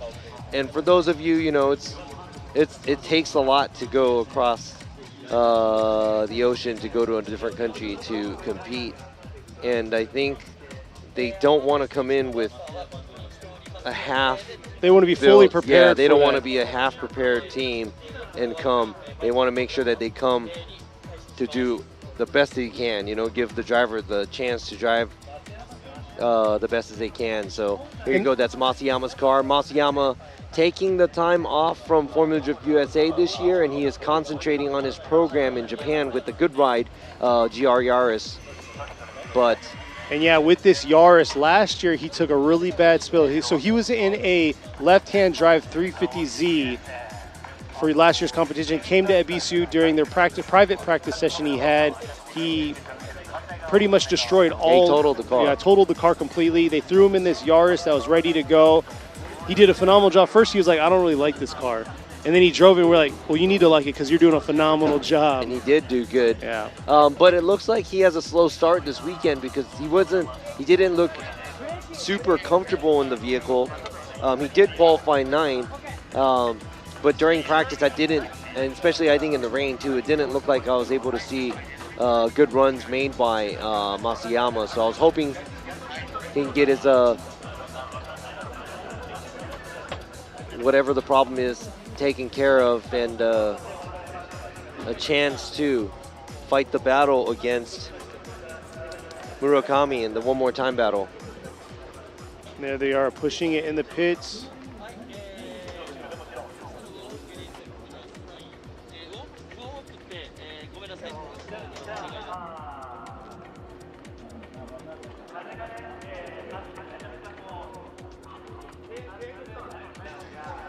So if you're just tuning in right here, that's Wataru Masayama in his GR Yaris. He's supposed to be doing a one more time battle right now against Kei Murakami, but it looks like when he was leaving the burnout box, something blew on his car. Looks like he had a major spill. I'm not sure if it was oil, what it was. It looks like they're taking a look at it right now. All right, so I think they're looking at the car, but it looks like it's something that they won't be able to fix and repair within the 5 minutes in the competition timeout, and I think they're going to be throwing in the towel. Unfortunate. So that's 2 cars in a row that we see Masayama knocked out because of mechanical issues. Ming getting knocked out because of mechanical issues. Horiguchi not even here and able to compete because of mechanical issues. And you saw the sign right there. Yeah, that's Chen right there, the team owner of the Good Ride team in the Good Vibe Motorsports. Really chill dude. Yeah, really Got talked cool to him guy, last night, yeah. But there you go. He said it's he not said no, happening. it's a no. And I think he's Taiwanese, grew up in Japan, he said, so. Yeah. Very unfortunate for Masayama, but it's been a rough day here in the top 32. We had 3 one-more-time battles. This was one of the one-more-time battles that was supposed to happen. Unfortunately, it's not. We haven't even moved on to the right side of the bracket. It's been a long top 32 for sure. We have one more time battle in this bracket, but I believe Murakami is going to come to the line here shortly and do his buy run. Yeah, Masayama, you know, he's... I didn't catch what he was saying. ぜひエンジン買ってもらって新しいエンジンの資金にさせてください。いやすいません、本当長く時間かけてオイルまで出してしまって申し訳なかったです。本当すいません。また次はお願いします。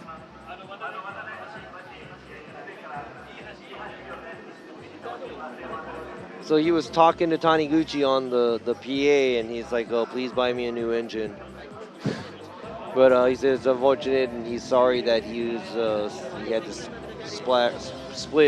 spit oil all over the burnout box, actually. But yeah, Masayama with a smile, but deep down, I'm pretty sure that he's not happy at all with that outcome, but looks like he threw a rod. Yeah. And here we are, Kei Murakami in the Village Up JZX 100 Mark II is going to do his buy run here, bringing it back around into this outer zone 1. Shallow to the outer zone 2, but yeah, Murakami going to be moving on into the top 16. He'll be going against Kazuhiro Kubo. Kazuhiro Kubo coming around, so we'll see how that battle is going to pan out in the top 16.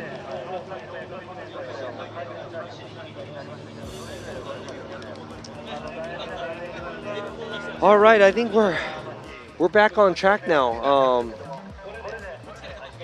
But we'll see here. It looks like the next 2 drivers are getting their tires warmed up. And this is the last battle on the left side of the top 32 brackets.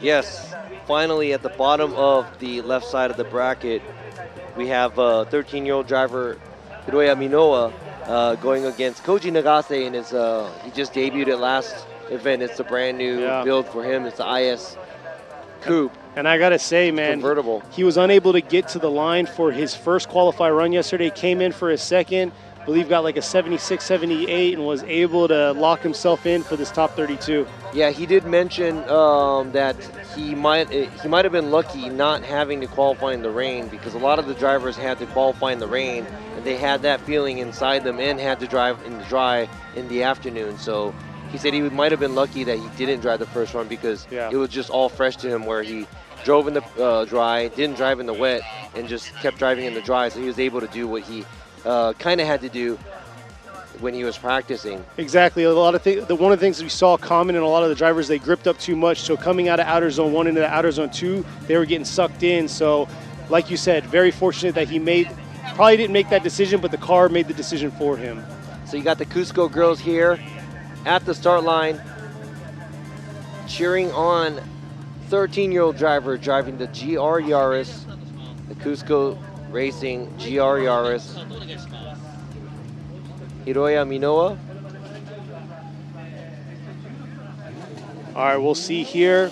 Koji Nagase and the Team Kazama with power vehicle Lexus IS 350C. Convertible top here, rolling through in this beautiful weather. He's got to dial it in and get closer right here to Minoa, coming around into this outer zone 2. Bringing it, oh, giving him a tap right there on the right side of that rear fender. Bringing it back around. Minoa not fazed by it, making it happen through the touch and go and into this outer zone 3. Yeah, pretty rough love tap there by him on the top of that outer zone 2. Where'd the fender go? Consumed. So right here, dipping a tire. Oh, yeah, trying to get back on throttle. He got a little bump from the chase car. Took out the fender on the right rear side. Oh, it's actually in the IS. And right here, there was a bump right there, and I have to see, every time there's a contact like that, you have to concentrate on how much angle the cars have. If they were both on the same angle, you know, there's a difference in speed, so you have to really watch out. But right here, it looks like Nagase and the IS kind of shallower.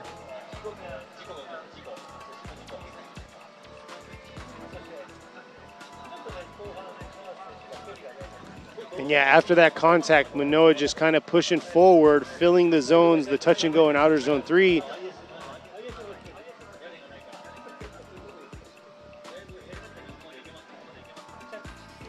Looks like they're taking care of his car.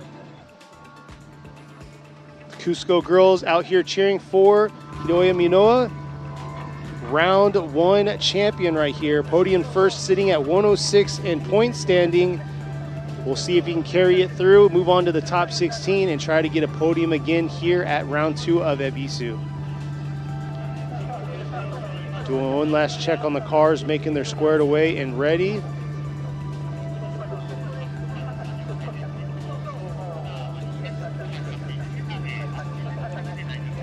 All right, so they are checking the vehicle to see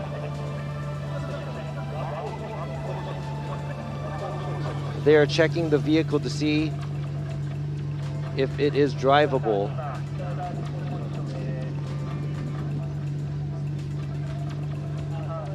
I think they're taping up anything that is loose. And I gotta say, so let's see. I just want to see when he gets back on throttle here. The chase car, I'm sorry, the lead car. Now I can't see the tire, so.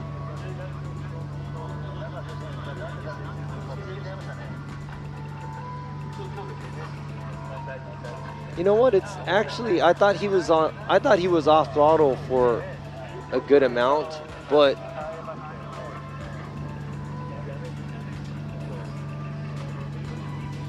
doesn't seem that long. Wish I could see the other view.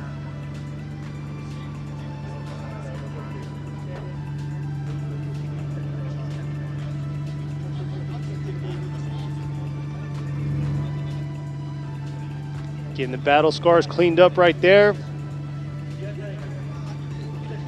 But yeah, Nagase all weekend has been really aggressive, blew out both his rear and front bumpers.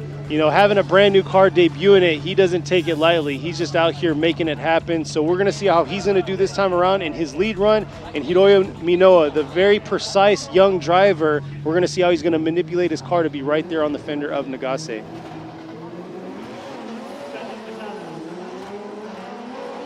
All right, here they are. Nagase in the lead this time. Minoa coming around early on, real close to him in proximity to the outer zone 1. Nagase dropping 2 tires, it looks like, bringing it back around into this outer zone 2, filling outer zone 2 right there. Minoa right there, keeping that close proximity all through the track. And I gotta say, like I said, precise, manipulating the car to be where it needs to be with that close proximity. Yeah, so right here, a little bit of wavering there and not much angle from Nagase, but he does trace the outside zone 2 very well. Minoa being on a slightly smaller line, but has proximity throughout the track. Very impressive chase run there. But you know, every chase happens when there's a good lead.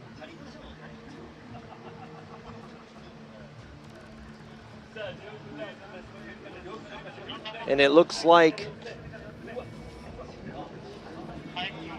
it's crazy. Watch this though, how Nagase goes, the wavering. Minoa is just, his fluidity is just perfect right behind him. Yeah. There's a little bit of waver, but Minoa is just doing his thing right behind him. So looking at this, it looks like when Mad Mike Widette was chasing Komatsu earlier too, he crossed the line and he already had his own line behind the lead Komatsu's driver. car, yeah.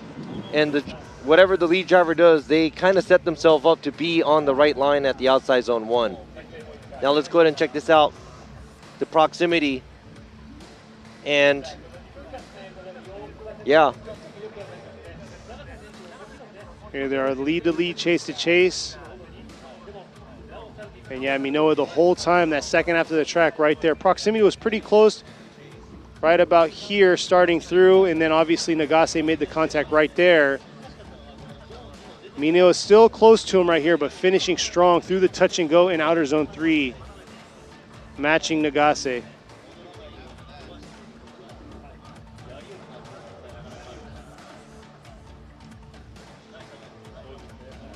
Another replay of this take.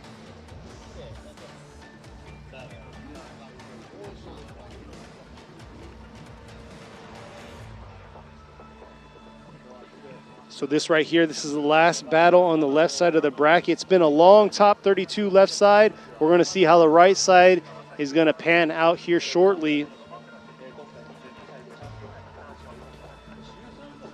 And then we'll have a small break and we'll roll into the top 16 ceremonies, opening ceremonies for top 16.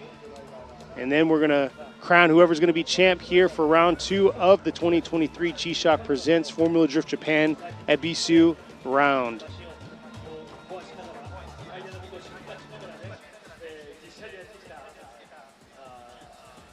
Trying to get their last looks at the replay.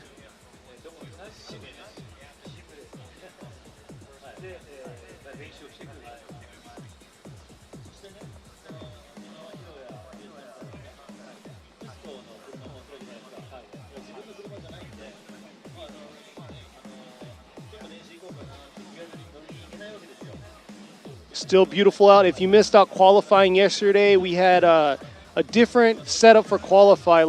Yesterday we had qualify, the first half of qualify, everybody got one run, and then we had about a 2-hour break in between into that second qualify run. So we had wet conditions from the start. For some reason, it was the smartest 2-hour break we ever taken because the track dried up, we had beautiful weather, and then they got to run a dry run. So they both got to see wet and dry runs on this track. What you got there, Robbie?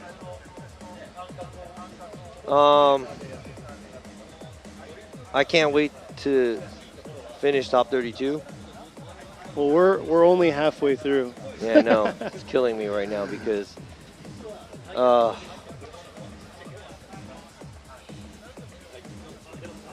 it looks like the next, there you go.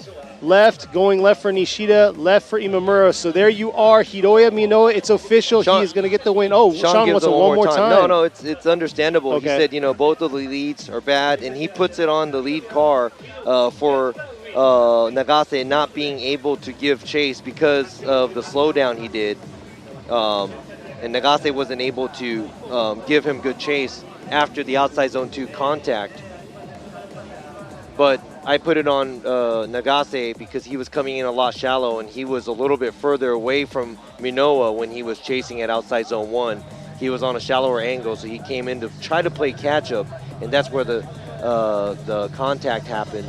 So I pretty much put the contact and him getting left behind on the chase car versus on the lead car, and I think that's the big difference that we have where Shanwei went with the one more time, but this time it's going to be Minoa moving on. Here we are. Now we're going to be moving on to the right side of the bracket here. 2 JZX 100 chaser, Kanta, and then you got Nian. Nian in the gray chaser behind him in the chase position, coming around Nian, a very aggressive driver. Early on, coming on his fender right there, around outer zone 2. Oh, bringing it back around through this touch and go, sweeping it into this outer zone 3. Man, what a battle between the two, but I got to say, Kanta's a very aggressive tandem driver as well. Yeah, so Nian lacking a little on the angle at the entry, but trying to keep the proximity tight right here. A mistake made by the chase driver, almost straightening at the outside zone 2. Kind of a later, kind of diving into towards the touch and go as well, so he can keep the proximity tight with Kanta. But I like how Nian is trying to. He's trying to keep the car on the same line and the angle as the lead car. Now Kanta doing a great job as a lead driver. He does dip tires out at the after the outside zone 1, washes out a little bit, but stays within the track, so he's not incompleting with too many tires off. And look at how close Nian is. Now you have there in the middle, that's Kumakubo. Right behind him, that's Ming, the driver, 18-year-old driver from Thailand, and Kumakubo, the owner of Ebisu Circuit and also a legendary drift driver. And here we are, tables are now turned. Kanta's going to be in the chase position this time, while Nian is going to be in the lead.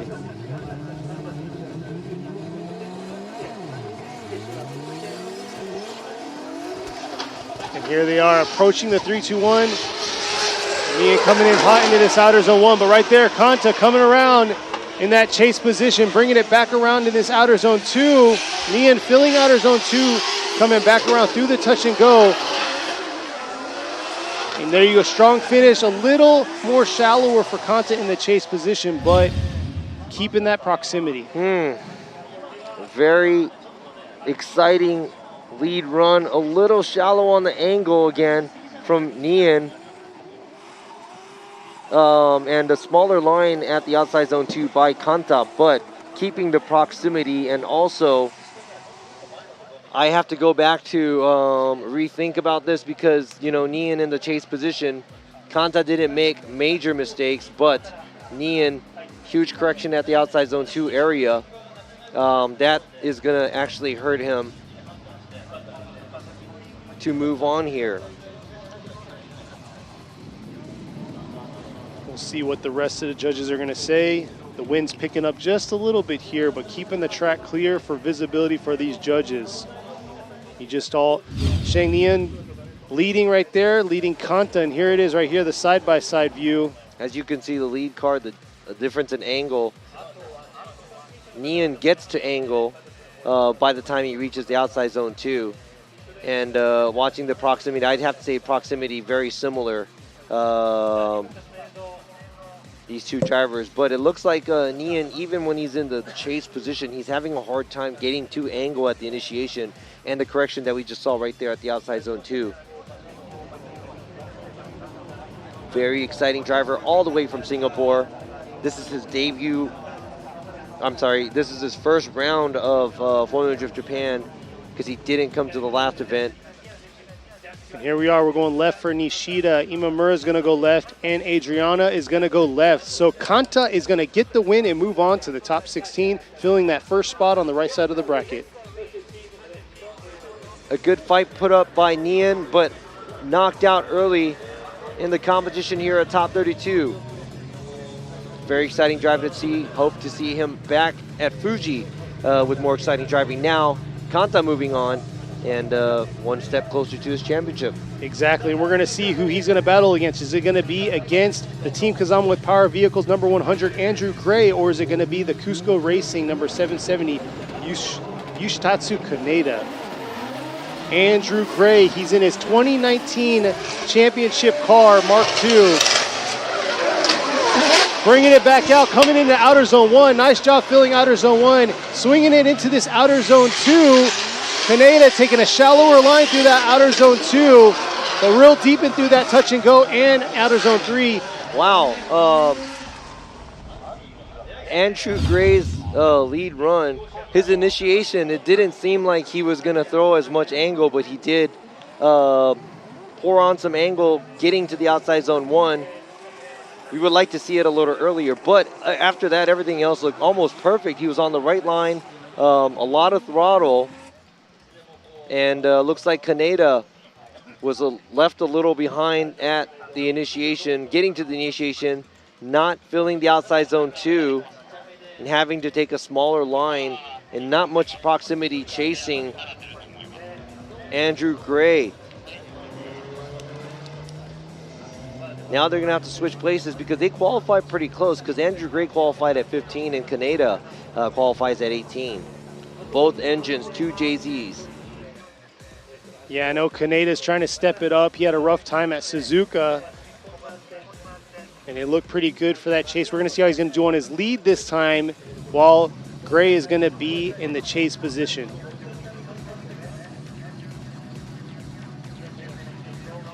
Both teams coming out hot. You got the Cusco team with 5 cars, while Kazama's out here with Team Kazama with Power Vehicles is out here with 7 cars. Wow. Who has a bigger team contest? Is it Cusco or is it Kazama? And here we are, Andy in the chase. Kaneda in the lead right here, coming around to this outer zone 1. Kaneda a little shallow early on into that outer zone 1, but filling the back half of that, bringing it back around, and look at that proximity coming around. Andy coming into this touch and go, closing it back into this outer zone. Oh, giving him a tap on that left rear, taking out his whole front end right there. Oh. Very aggressive through that outer zone 3 after the touch and go. All right, watching this again. Andrew Gray tapping that right rear of Kaneda's car. And it looks like Andrew Gray's car whipped around a lot at the outside zone 3. Let's go ahead and check this out. Right there, a little love tap by Andrew Gray to Kaneda, telling him that he's right there. And right around here, looks like Andrew Gray's car whips around a little bit too hard.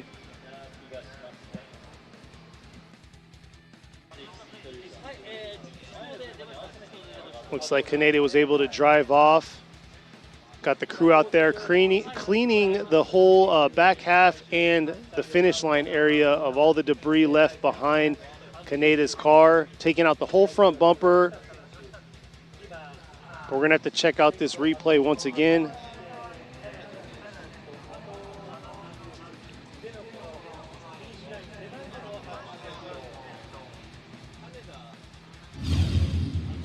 We're going to see how, here's a slow-mo right here. This is outer zone 2. Give him a little tap saying, hey, I'm right here on your door.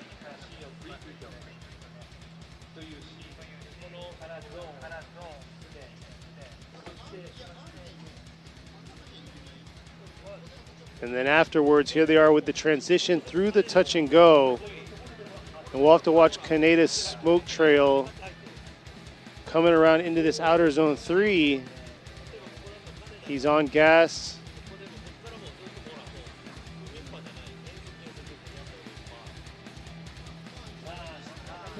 Then Andy coming around real hard, hitting the back left of Kaneda and then taking out his front. A lot going on in that run right there. You know what? Obviously, this is going to be another subjective area about who's at fault, who did what. And it could have been... So we'll see here. We're going to have to, analyze that. A lot going on with the contact in outer zone 2 and then coming around into that outer zone 3. It's a hard left into there, but carrying a lot of momentum through there. This is my problem with, there's a lot of drivers that, what I saw right now in that contact, this is just me, but there was a lot of slowing down from the lead car, yes. And right here, when you look at the smoke trail, this should be the decel zone here. Then he should be on throttle by now. But there's no throttle, no throttle, no throttle. And boom, then throttle. Then throttle.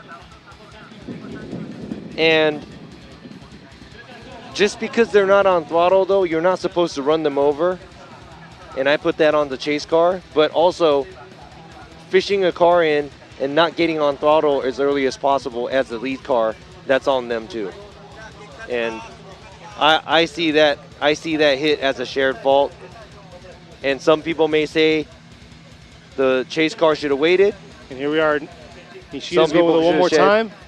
Imamura with a going right and left. So it looks like we're going to see split decision here with a one more time battle between these two.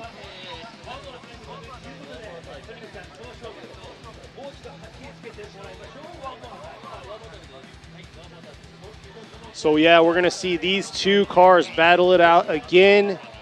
And you saw it was split decision between Adriana and Imamura. Robbie wanted a one more time. He said that he explained how he saw the shared fault at that contact at the very end. Yeah, so I think it really came down to who hit who and what caused that.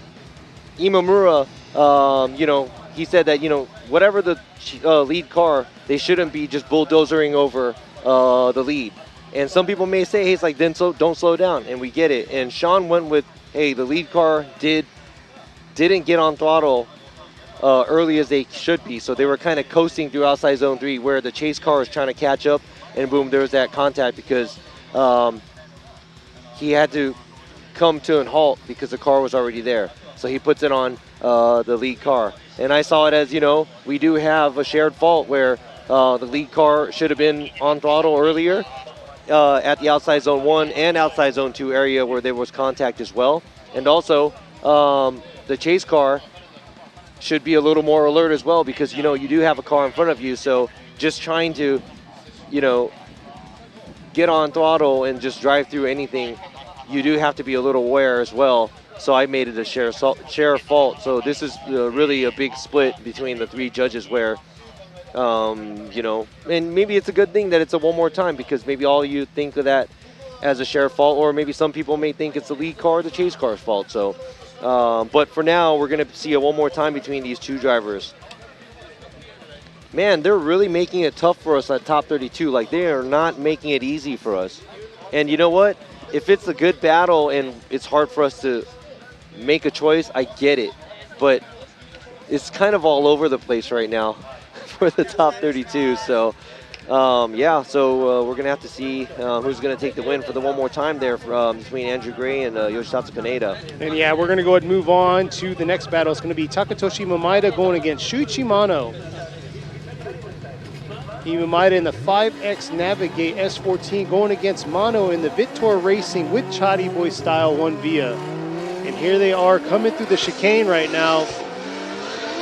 Imamaida very aggressive on the start right there. Mano closing in on that outer zone 1, bringing it back around into this outer zone 2. Trying to close that proximity after that outer zone 2 through this touch and go. And there he is right there, finding that right side or left side of the fender of Imamaida. And Imamaida filling all the zones, doing a solid lead run. So Imamaida and Mano both at angle coming into the outside zone 1, both filling the zone. Good job by them. Imamaida running the outside line at outside zone 2. Mano not being able to fill outside zone 2, but gets right back on track and puts himself where he's supposed to be behind Imamaida as the chase car. So this is a pretty good battle between these 2 cars. Now we're going to have to see what's going to happen when Mano leads and Imamaida gives chase.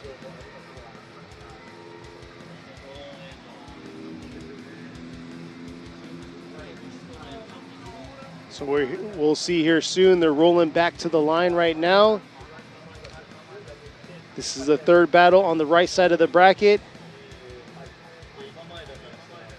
Left side was quite some time to get finished, but here we are. We're gonna have one more time battle so far on the right side of the bracket. Hopefully the right side goes a little smoother than the left side, but we'll see. As of now, knocking on wood, doesn't seem too bad, but those were the canola oil girls cheering on their drivers, and now we're gonna have Shuichi Mano lead and Takatoshi Imamaida give chase. So Mano leaving the chicane now. Imamaida with the big wing behind him coming around. Mano's real aggressive into that outer zone 1, filling outer zone 1, bringing it into this outer zone 2. Little shallow in the outer zone 2. Imamaida trying to close this proximity through this touch and go, but not able to. But here he is diving back around. And it looks like Imamaida played it really safe in proximity throughout that track. So we'll have to see here. Mano filling outer zone 1, coming back around.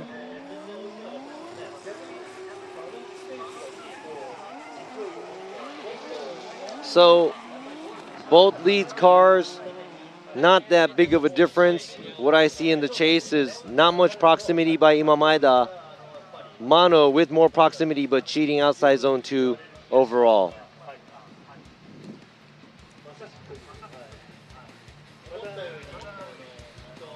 So we'll see here. Yeah, you can see on the chase cam here, Imamaeda being pretty far back, playing it safe. Closing the proximity a little bit, but then all of a sudden giving that safe cushion between Mano. Yeah, we're going to have to see a side-by-side on this one. I mean,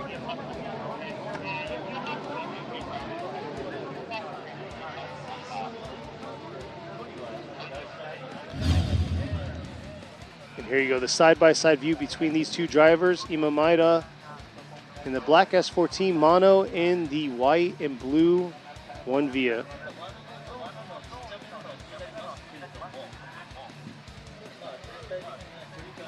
you know what? I made up my mind. And what I'm going to be looking at is, it looks like Mano has more angle from the beginning, and he is trying to gain proximity as a chase car. And both of the leads look pretty similar. And maybe even Mano has a little bit more angle.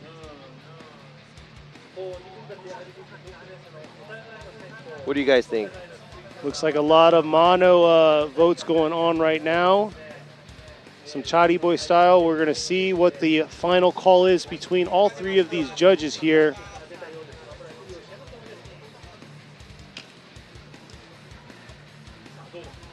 All right, Nishida is going to go right for Mano. Imamura right. So there you go. Shuichi Mano is going to get the win and move on to the top 16. And like I said, you know, this is going to come down to Imamaeda, Mano, both doing a good job as a lead. It looks like Mano slightly better angle from the beginning as a chase and the lead. Imamaeda a little shallow on the initiation. Runs the good line, matches the line of Mano, but no proximity. All right, this next battle coming up, already lined up. You got number 774, Hokuto Matsuyama, going against number 212, Ryutaro Oe.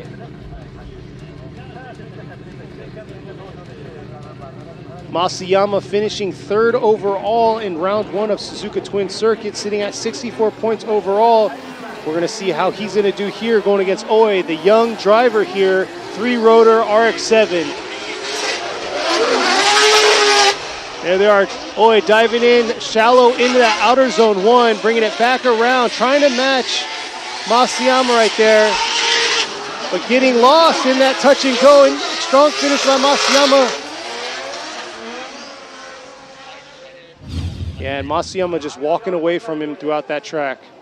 Yeah, so not much proximity from the beginning to the end. One tire off there by Matsuyama. Oe coming in a different line, but doesn't feel outside zone 1. A little timid at the touch and go. Kind of almost over-rotates at outside zone 3. But as you can see right here, missing outside zone 1 as a chase driver and gaining proximity by the outside zone 2. But after that, getting left. And, you know, obviously, we always talk about this a million times. It doesn't look like Matsuyama is trying to run away.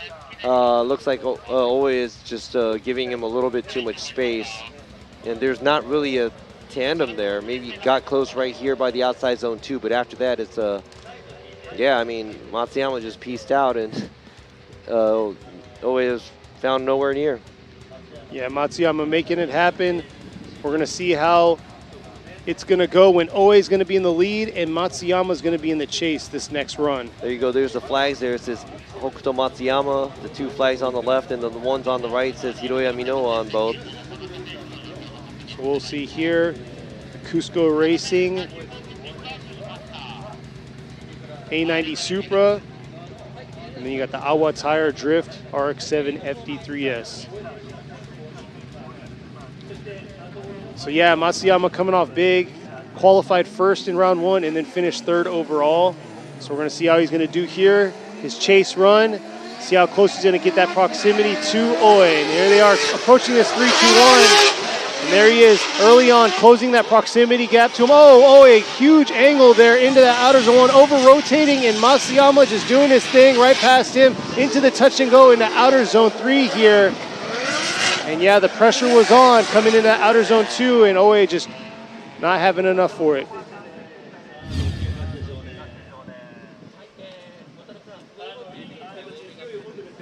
Oe, after the initiation, kind of comes in a little bit too hot. Going from outside zone 1 to 2, he spins out, so that's an incomplete for Oe. And Matsuyama finishing off the track.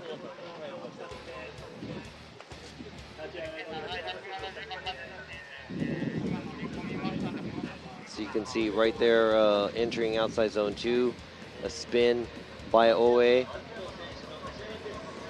So his young driver, unfortunately, is going to be knocked out here at the top 32. Being on the third place podium last event, looks like Matsuyama is going to be moving on. Yep, Hokuto Matsuyama is going to get the win and move on to the top 16.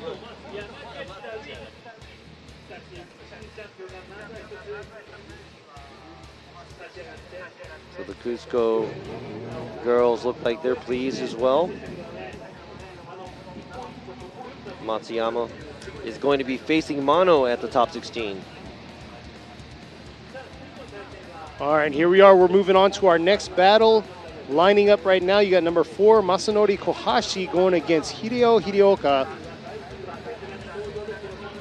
So Hideoka, a veteran and been in the drift scene for a long, long time. Kohashi, a very young driver from up north in Aomori Prefecture.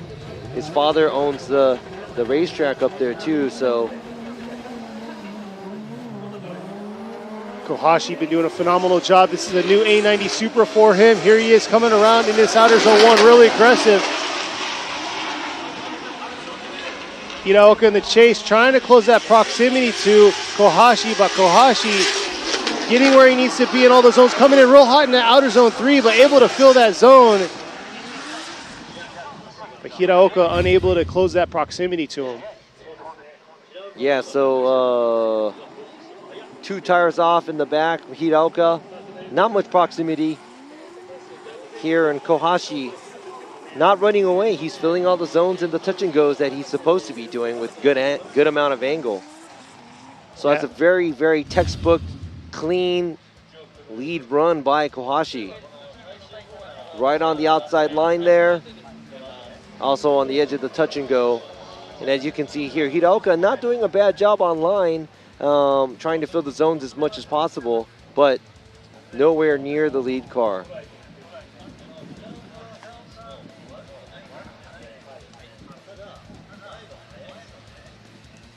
So we're going to see this time around.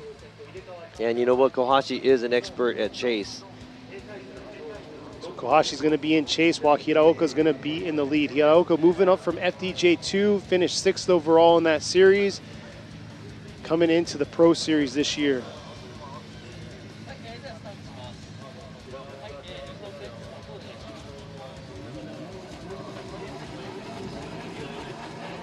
All right, looks like they're ready to go. Hideoka in the HRK Rapid 8.6 going against the A90 right here against Kohashi. Kohashi coming around. Nice job in that chase position, matching the lead, bringing it back around into this touch and go here.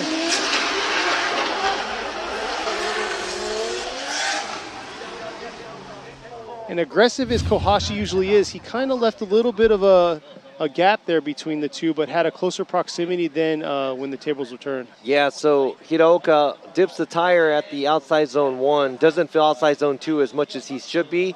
He doesn't go to the higher rate of angle going into the outside zone 1, but Kohashi leaving a small gap. Seems like he is a little bit closer in proximity than Hideoka was to Kohashi. And, you know, going back to lead, chase, Kohashi's lead was pretty good. So We'll see here what the judges are going to say for the final call.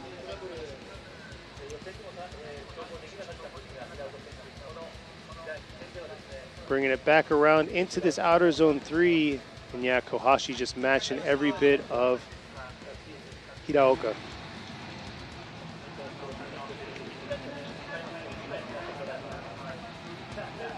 Here we are, Nishida going with it, Kohashi. So there you are. Masanori Kohashi is going to get the win and move on to the top 16. All right.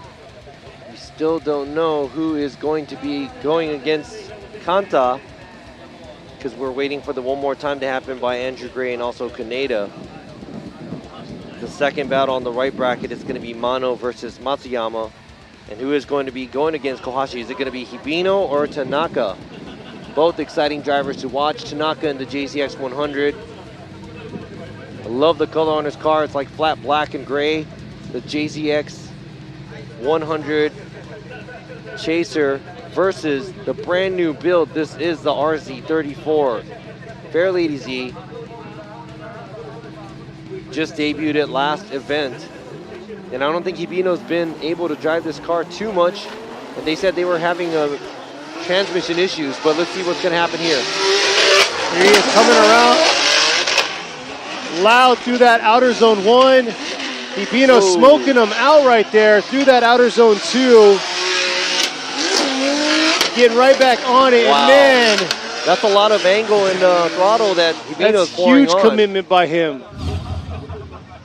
Wow, that's the type of angle I want to see by all these drivers. Right here, a correction by Hibino. Then right there, Tanaka washing out. Now we have to look closely to make sure that the chase driver wasn't affected by the lead's mistake, by the adjustment. From the replays that I'm seeing right now, I don't think so. I would put that mistake probably on Tanaka individually, but look at the angle that Hibino is pouring out. And yes, he's not on the right line, but I like the passion that he has behind the wheel here. Very aggressive from the start right there. His entry was insane. I think something happened to Tanaka, front washed out,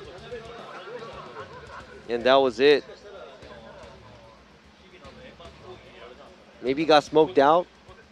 I'm not sure, but yeah, phenomenal lead run right there from the start. Little lacking in that outer zone 2, but man, the angle that he was pushing throughout that track was phenomenal. We're going to see how Tanaka's going to match him here this time in his lead run going against Hibino.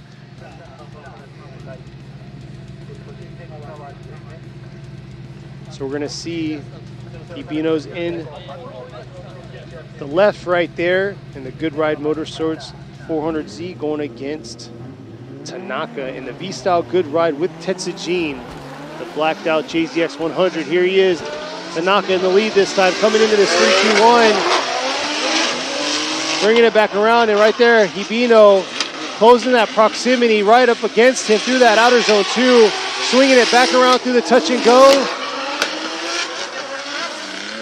Man, smoking out the crowd in outer zone 3.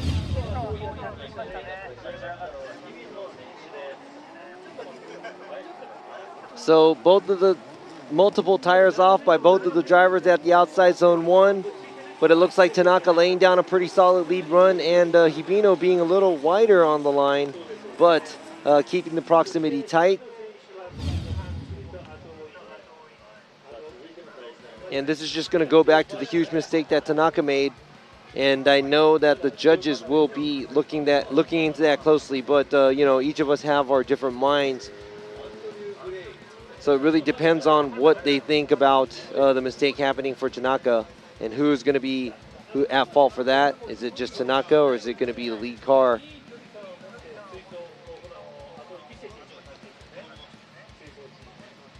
So we'll see here.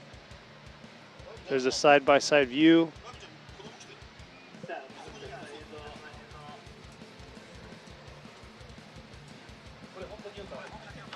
My family just arrived.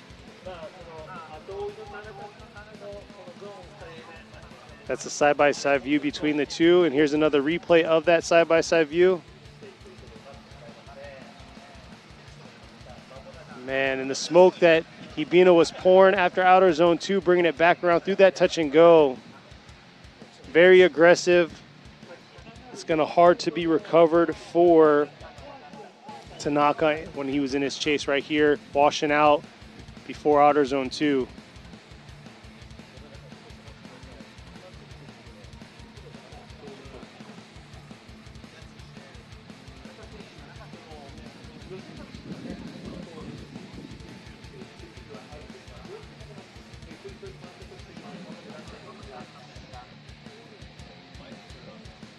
The canola oil girls there waiting for the verdict on this battle between these two, Hibino and Tanaka. Tetsuya Hibino in the Good Ride Motorsports 400Z. We're going to see if he's going to be moving on, or is it going to be number 5, Tomoki Tanaka, in the V-Style Good Ride with Tetsujin 100. Here they are, Nishida going left, Imamura going left, and there you go. They're going left to Tetsuya Hibino getting the win, moving on to the top 16. Yeah, so talking about the mistake that Tanaka made, we had to, really think about it, and just talking to Sean about it, and he did go with Hibino because of the overall, but he didn't think that Tanaka was as close enough he should have been, where Hibino making the mistake, causing him to make the mistake. And here we are, we're moving back up to the top of the right side of the bracket against this one more time battle between Andrew Gray going against Yoshitatsu Kaneda. Gray in the Team Kazama with Power Vehicles JZX 100 Mark II, and Kaneda in the Cusco Racing GR86. Kaneda suffering some battle scars in the front right there, but Gray doing his thing, coming back around through outer zone 2. Nice job getting back into it, into this touch and go here through outer zone 3.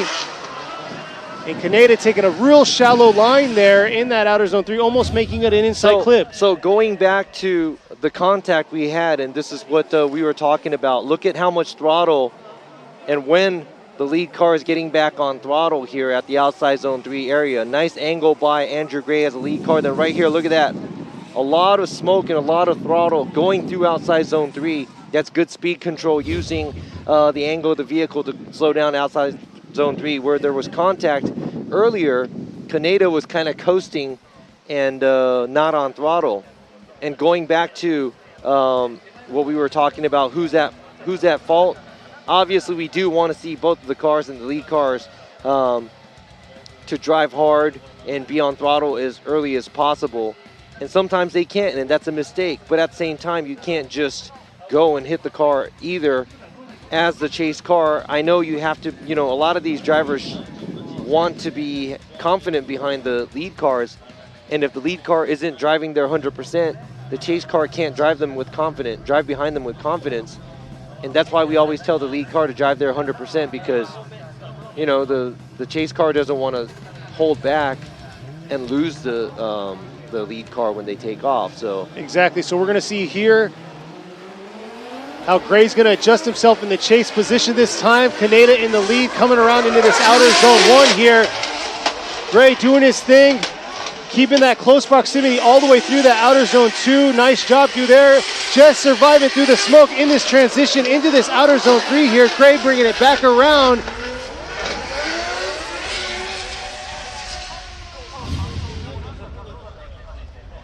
all right, now we have to be picky here. A little bit of a wobble by the lead car. One tire out by the chase car. Nice job as the lead car on the outside line. Andrew Gray staying right behind him, but cutting a little smaller line at the touch and go.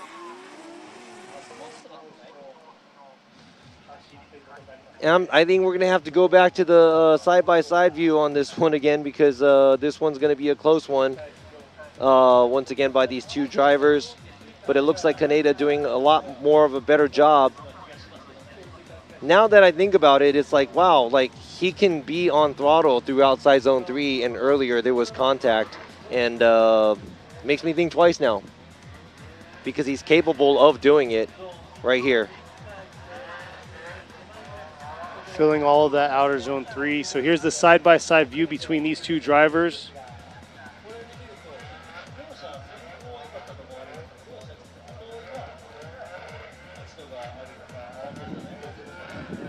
Yeah, it looks like the side-by-side view. I'd have to see Kaneda's chase right here. It looks like the outer zone 2, like you saw earlier. Yeah, so Kaneda in the chase position misses outside zone 1. A little bit more shallower. Andrew Gray misses the touch and go area, but Kaneda cutting in super close on the outside zone 3. Now this is going to be, this is tough.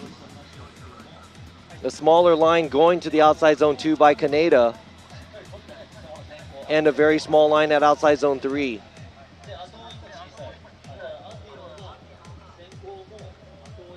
I mean, this is a tough one, but we have to get picky, and I'm not about to.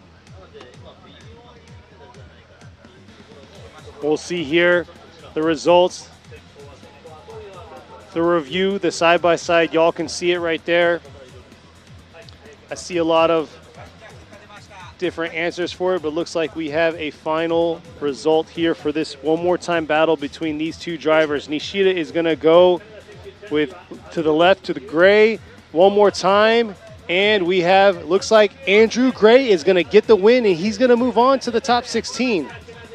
The one more time by Imamura, I totally understand. It was really, really close, but I think it's just the cutting in smaller as the chase car by Kaneda. Also, there was a little bit of a, how can I say it? As a chase car, he was cheating the line a little bit more than Andrew Gray. Andrew Gray was on a better line all the way up to outside zone 2. Did have to cheat the line at the touch and go to keep his proximity. But let's go ahead and move on. And here you go, fan favorite Yukio Fausto coming in, going against Jin Horino. Jin Horino in the chase. Yukio Fausto coming in hot into that outer zone 1. Dipping a tire, but still filling that zone, bringing it back around into that outer zone 2 there. Horino needs to close that proximity here to the finish in outer zone 3. Oh! Ooh. And Horino, huge error at the outside zone 3 going through the finish line. Yeah, got a little scary there at the finish, coming straight at Fausto.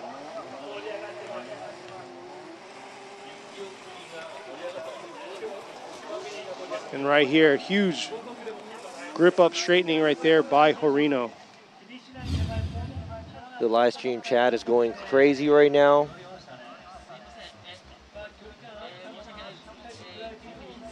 That was a pretty nice run by Yukio Fausto as a lead driver.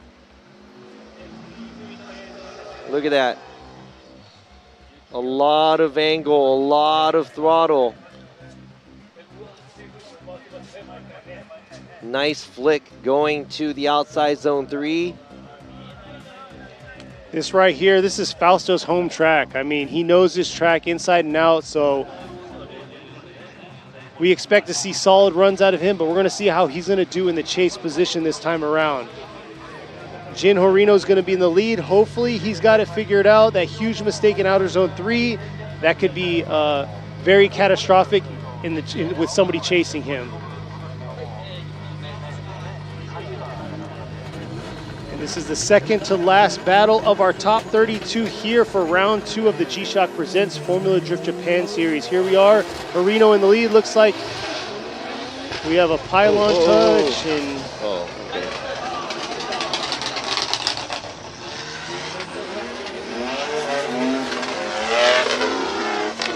looks like we had a pylon touch by Horino leaving the chicane.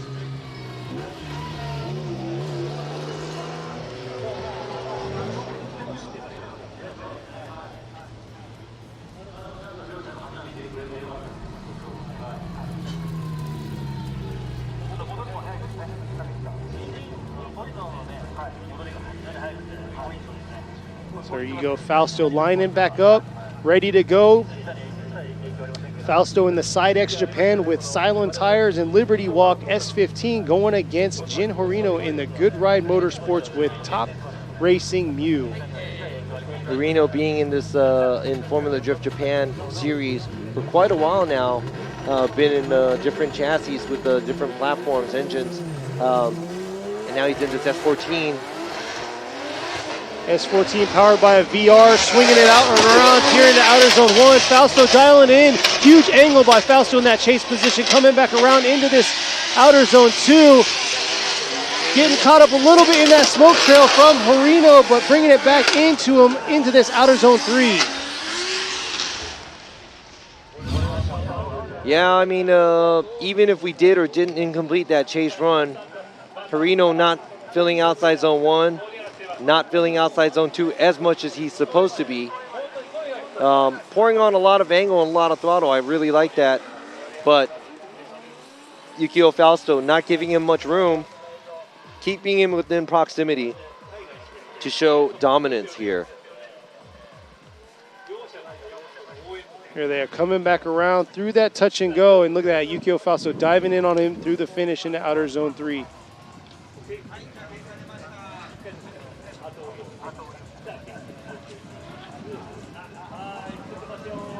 There you go, Yukio Fausto fans out there in the crowd.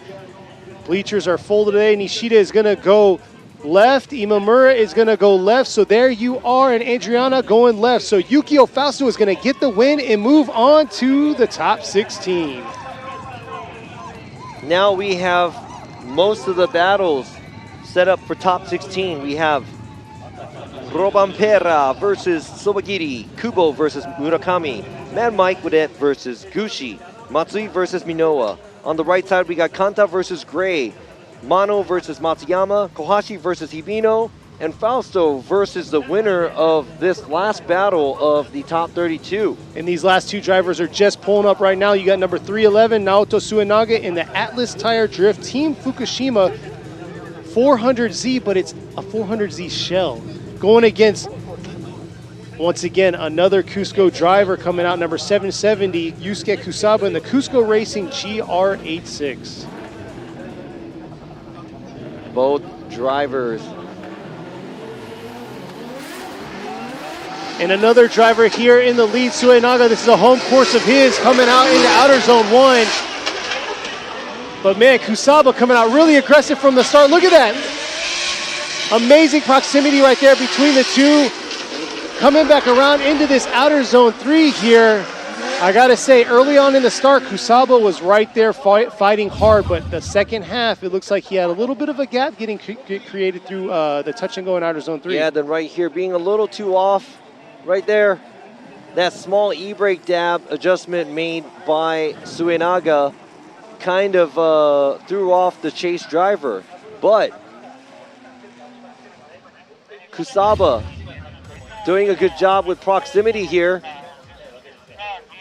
There was a slight separation after that slight adjustment that Suenaga did at the outside zone 2, the beginning of the outside zone 2. Let's go ahead and check this out on the drone view right here. Both cars doing a good job. A little bit too wide right there. The small adjustment that was made by Suenaga.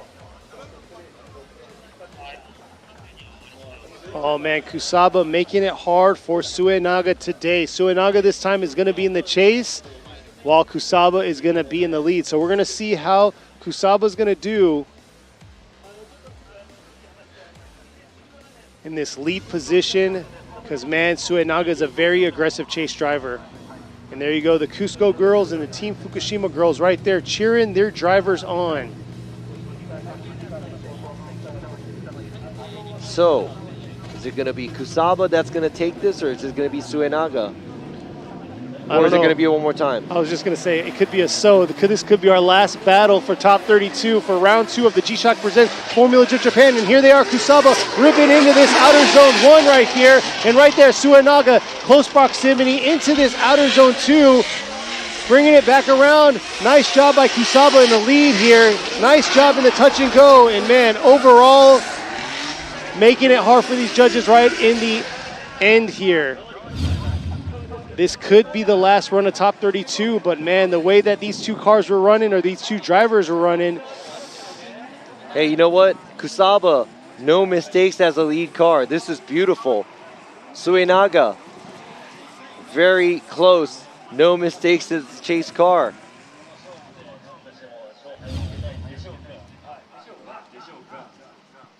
Man. We'll have to see this side-by-side view. Suenaga was aggressive pretty much throughout the whole entire track, but at the same time, Kusaba was a little bit more aggressive from the start. So I'm just going to explain to you, since I already put what I wanted to put in there. As a lead car, good lead run. As a chase car, good chase run. So I would have to say lead to lead, chase to chase right here. Kusaba not dipping any tires as a lead car, staying within the line. No major mistakes. But Suenaga as a chase, giving him a really great chase. Kusaba getting left a little bit after the mistake that Suenaga made as the lead car. But it looks like Kusaba was a little bit too much on the outside of the outside zone 2 as well. This is going to be very close. So to be honest, it could go either way. We'll see here. It's been a long and I gotta say, a lot of drama going on in this top 32. A lot of one more time battles.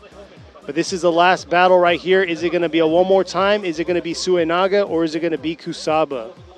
And here you go. Once again, we are seeing the side-by-side view between these two drivers, the lead-to-lead, chase-to-chase.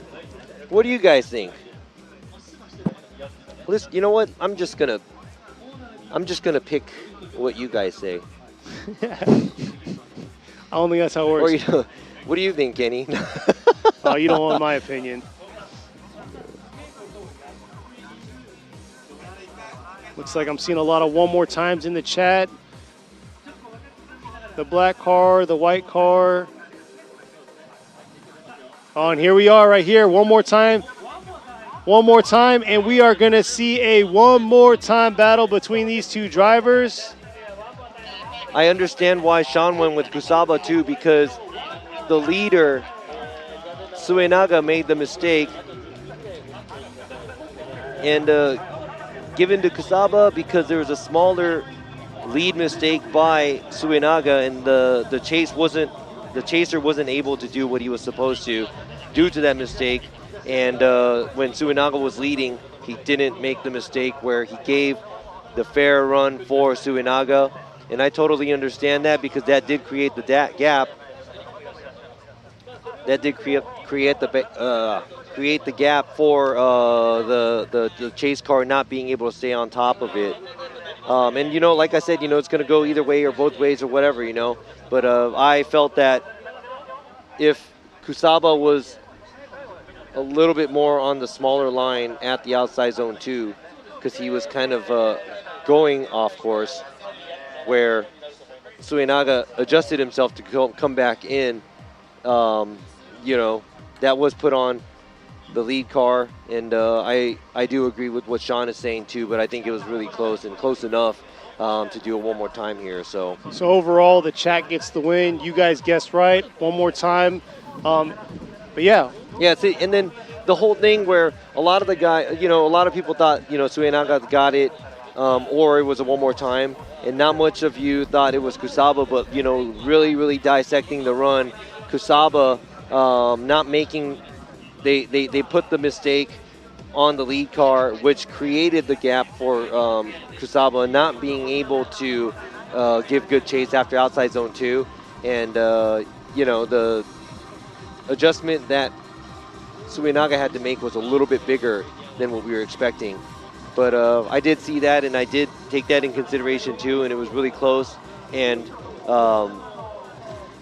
yeah, so I just have to say, Sean, you're wrong, and the world is right. Not just kidding. Hey, with that being said, there's actually a you can go ahead and vote who you think's going to win this one more time battle. Is it going to be Naoto Suenaga in the 400 or 370Z 400 casing, or are you going to go with Yusuke Kusaba in the Cusco Racing GR86? And there it is right there on the screen, squaring him away, getting him ready for his one more time battle.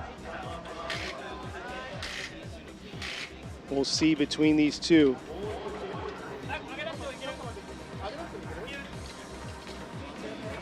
Cusco team very busy. They got 5 cars out here today. You got the Ling Long Tire. Team Orange with the Atlas Tire Team Drift out here with 4 cars. So we're going to see how this is going to be. And there he is, making sure that his car is squared away, cooling it down. And there's that VR packed under that hood. But yeah, like I talked about it before, so this is the same car, his 370Z he drove last year, and literally the whole exterior swapped out to the 400Z. Pretty phenomenal bodywork done to this car.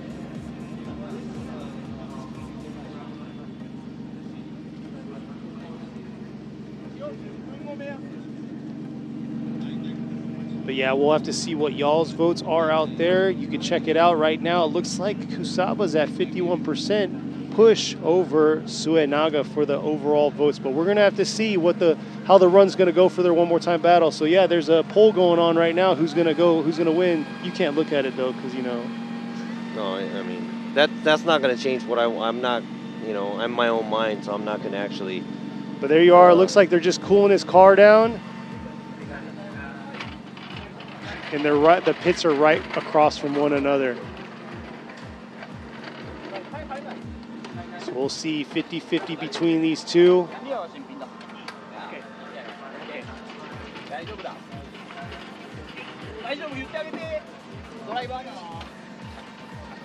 All right, those so you are the Potenza, Bridgestone Potenza tires on the GR86, packed with the 2J. Super JDM, all Japanese manufacturer with Cusco and everything, versus the 400Z or the GZ34. It's a Nissan, obviously, with the VR in it, and they're on Atlas tires. A mixture of manufacturers from all over the place, all over the world. Kusaba probably looking and he's sharing my picture right now. But no, he's been dialing this car in a lot. He was in the A90 Supra a few years back. They got him in this GR86 last year, and I told him straight up, I was like, hands down, this car's made for you. Oh yeah, he's doing way better than I've ever seen him. And you know what? A while back, he was in his own FRS a long time ago here, and he podiumed. So we'll see if today, if he's going to conquer this battle between Suenaga and move on into the top 16.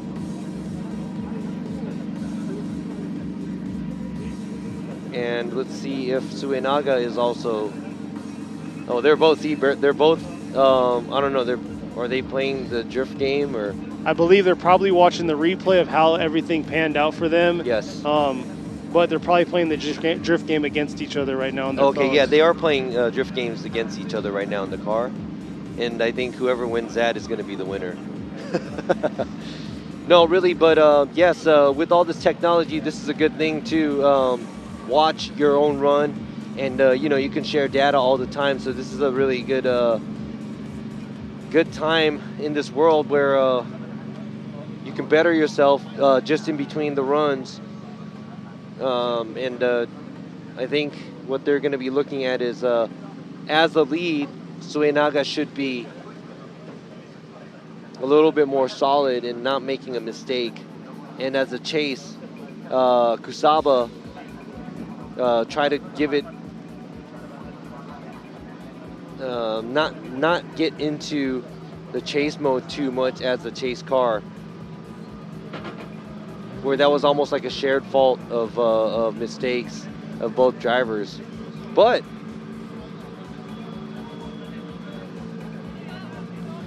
I think Sean valued Kusaba for hanging in there even after Suenaga did make the mistake, but that was appealing to him. So we'll have to see here. I just want to see their battle. To wrap up our top 32, against each other this time with Suenaga. And you know, Suenaga's correction wasn't even that big, and it was very, very minimal. but it is, you know, it is what it is. It is a mistake, so not a mistake, but an adjustment. Exactly, and looks like Kusaba and the Cusco Racing team are ready to go. They're about to start rolling to the line right now, or the burnout pit. And then looks like Suenaga is going to be trailing right behind him. So we're about to see this one more time battle between these two drivers, number 311 Naoto Suenaga and the Atlas Tire Drift Team Fukushima 370Z going against number 77 Yusuke Kusaba in the Cusco Racing GR86.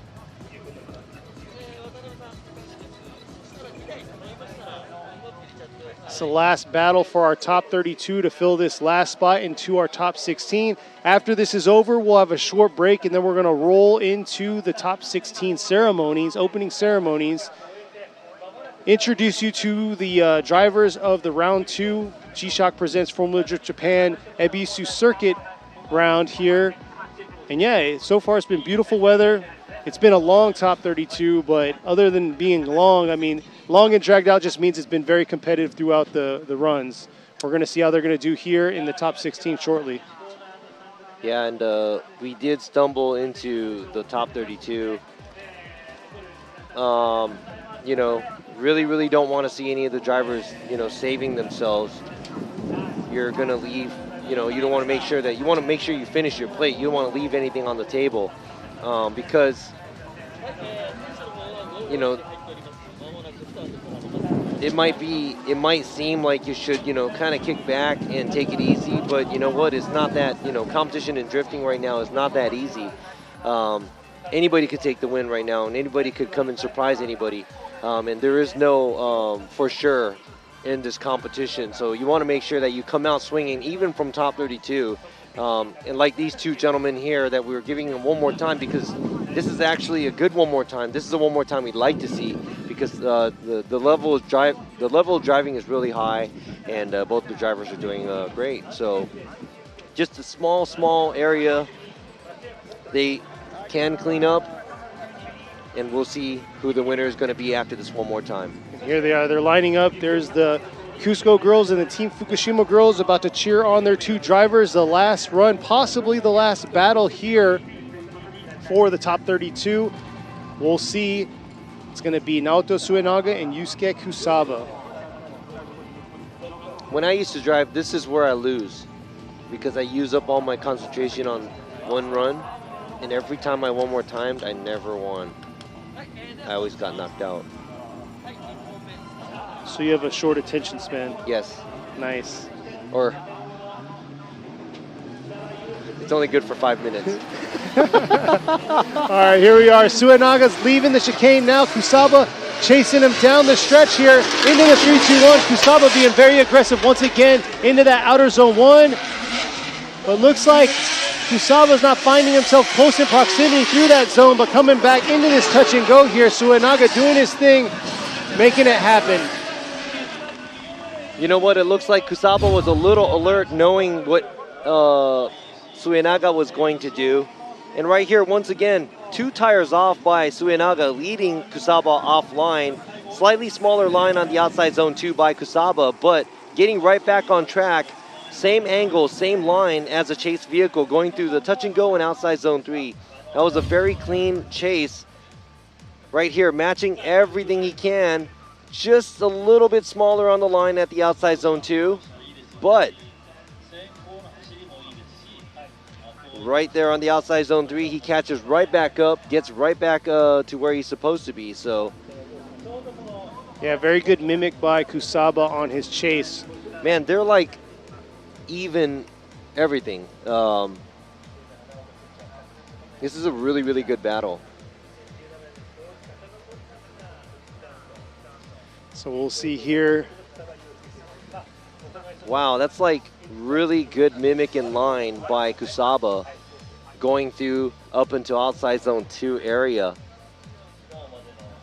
And I think he was losing some ground, so he did have to play a little bit of catch up to tighten that proximity at the outside zone 2 area, but gets right back on track and where he has to go to at outside zone 3. There's the Team Fukushima girls and the Cusco girls out there cheering these drivers on. And now we get to see Kusaba lead All right, we'll see here. Kusaba in the lead, and it looks like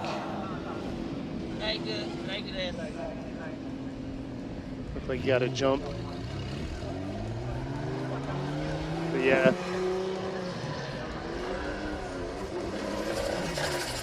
It's a Nissan with a Nissan swapped battle against a Toyota versus a Toyota swap battle. Hey, whatever happened to a car that came with the engine that it had? I mean, the only cars I see is like S15 with SRs, but I don't even think there's that many SRs anymore left in FD Japan. Yeah. At least for the J1. Yeah, J2 series. Yeah, you still will see it, but oh wow! Hit the cone. That is 2 strikes by Kusaba. He is playing with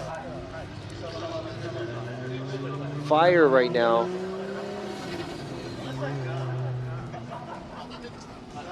Man, the excitement for Kusaba right now. He's got to get this.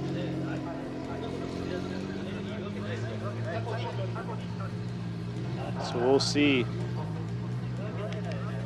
Yes, both cars do look awesome. Amazing looking cars. What a way to finish off our top 32 battles here for round 2 of the G-Shock Presents Formula Drift Japan Series here at Ebisu Circuit West Course. We're in the Fukushima Prefecture. Beautiful background setting.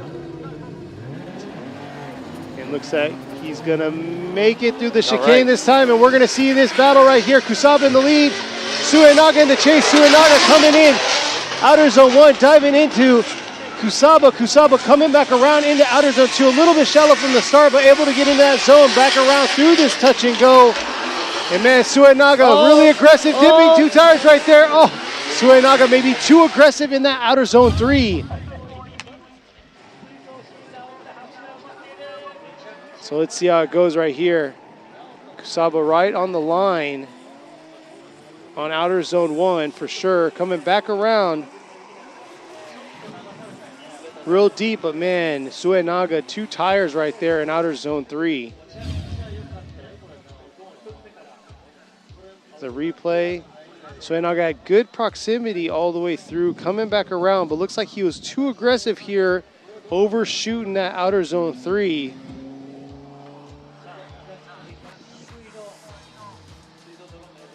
And here we are, the drone chase right here, coming around.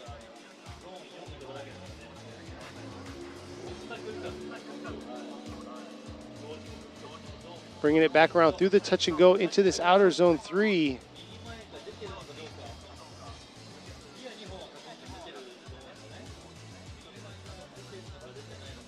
Side-by-side view, lead to lead, chase to chase. Suenaga slightly had closer proximity throughout the course from Kusaba.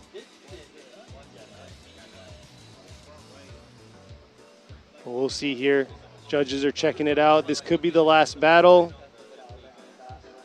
between these two. This could finish us off in our top 32.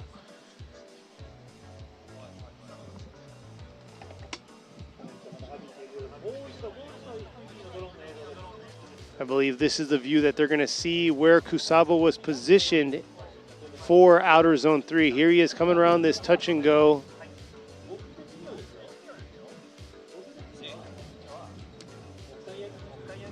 Trying to see if he was 3 tires off. He's real deep into that zone for sure.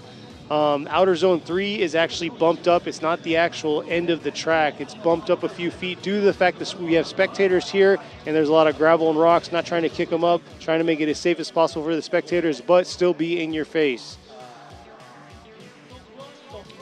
So here we are awaiting the final call.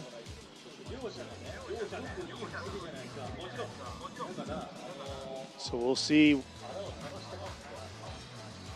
Getting one last good look at it, making sure that they make the right call here. The last battle.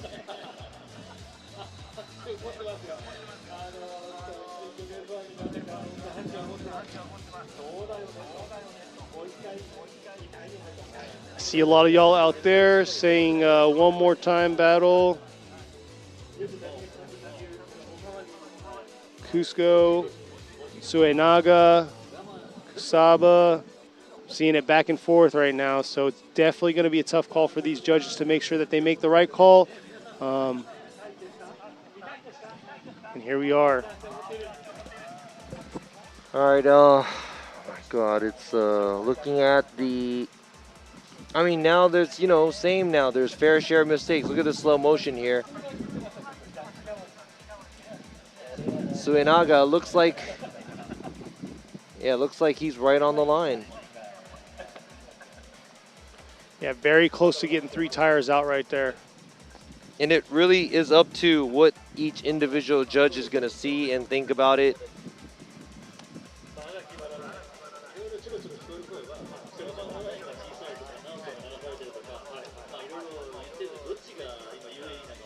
Waiting for the final verdict here. We'll get it on the board. Is it going to be a one more time? Is it going to be Suenaga or is it going to be Kusaba?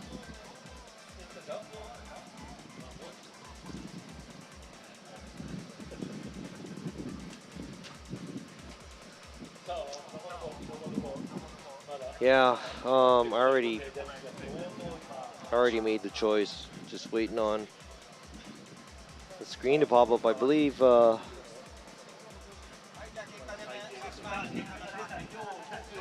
right, looks like we're going to get the results here. See which way Nishida's going to go. Nishida going one more time. One more time. It looks like we're going to have... And then, oh, Adriana going right to Kusaba. So 2 one more times and Kusaba. All right, we went with the one more time. And you know what? Once again, Sean went with Kusaba. He was looking at the lead and the chase mistakes where I figured the lead was dipping more tires when Suenaga was driving, and he did dip tires at the end. But at the same time, Kusaba not running the outside zone 2 where, I don't know, maybe Suenaga had to play catch-up, and he came in a little too out of outside zone 3, which he shouldn't have been there. Yeah. But it was just a fair share of just mistakes here and there, and I mean... Yep, but it is what it is. There was a lot of one more times for the spectators out here viewing in on the live stream. Thank you all for sticking with us. Yes, this has been a pretty long top 32, but I got to say, they got to make the right call. I want to see the right person move on so I can see these battles get tougher and tougher, and it's only going to get tougher and tougher for you, Robbie. I'm sorry to break the news to you. Thanks. Both the cars coming back. Look at this. I mean, this is I'd have to say, you know, the one more time call from earlier was more of both of the cars doing a great job. This time, I mean, it seems like the concentration is gone and they both kind of are making their own mistakes.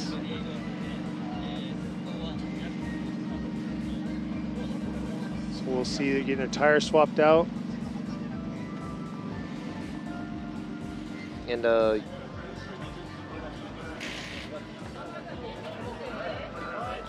so yeah, check out them getting their cars squared away, ready for this one more time battle. This is the second one more time battle that they're going to have between these 2 drivers. yeah, so maybe we should do who could change the tires faster.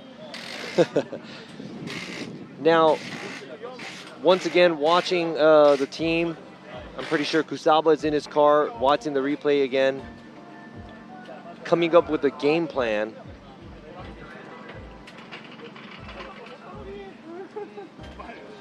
And there's a CEO of Cusco coming over and talking to Kusaba.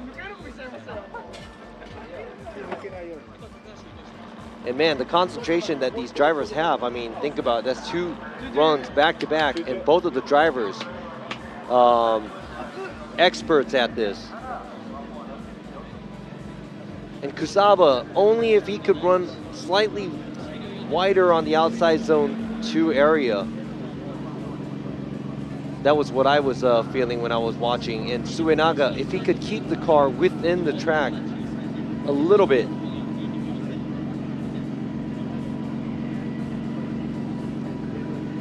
Interesting to see what is going through these drivers' minds right now, getting their cars prepped for one more time of a one more time battle.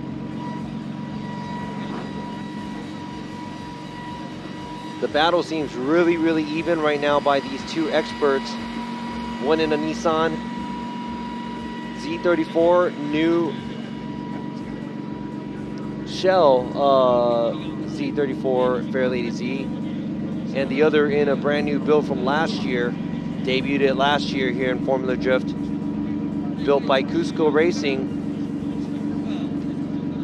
Kusaba driving the GR86, packed with the 2J. So I'd have to say, looking at everything on the track, it looks like they are pretty much even on power, pretty much even on weight, pretty much even on driver skill, and that's why they are going into the second one more time. And it looks like Suenaga's hood is closed and getting ready to go back to the start line.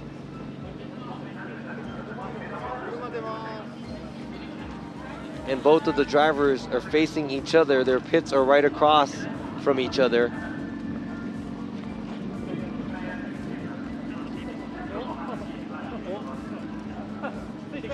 That would have been cool if they had the chance to jump off and go talk to each other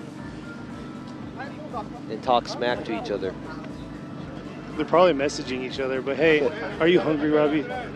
I'm hungry for some good tandeming. They were asking if you were hangry. I'm not hangry. I was just, you know, not in the best of the mood, I guess, because of the slow start we had in top 32. It was kind of bumpy, but we came all the way here. This is a treat for the eyes because these last two drivers are doing a great job.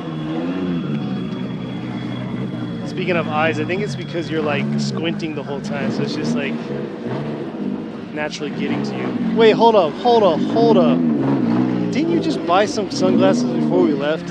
I did. It's in my bag, and I didn't bring my bag, so I'll have it for top 16. So it's been a rough. So we started about 9:20 local time. So we're looking at a 2.5 hour-ish top 32 that we've had so far.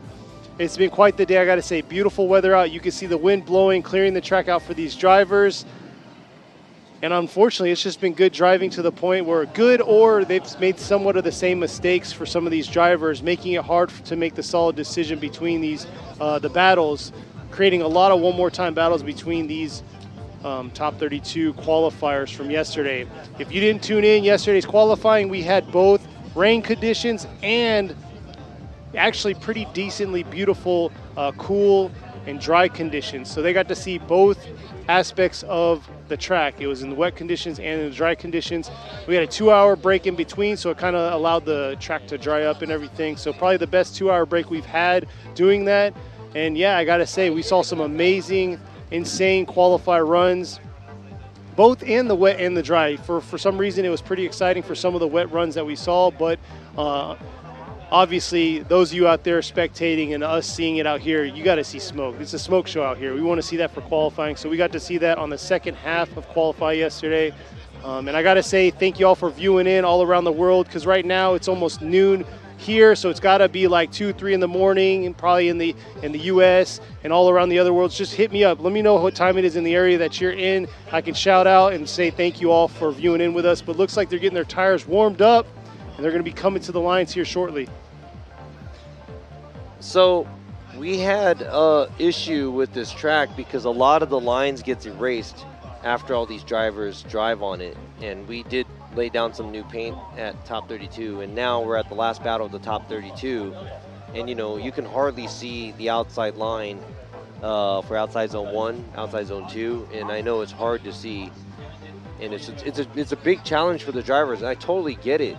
But some guys can do it and some guys can't do it. Some guys that are doing it are using other references other than just the line on the ground. Exactly. Versus for some drivers, that's what they look at. And at times like this where we don't have the time to go out there and paint the lines all the time, you're going to have to kind of reference yourself from how far you are from the outside zone cones. And for Suenaga, always going off track, 2 tires off track every lap, that's actually not good. And if he didn't do that, it would have been better. And at the same time, Kusaba, he was able to do his first run for the one more time, run the outside line.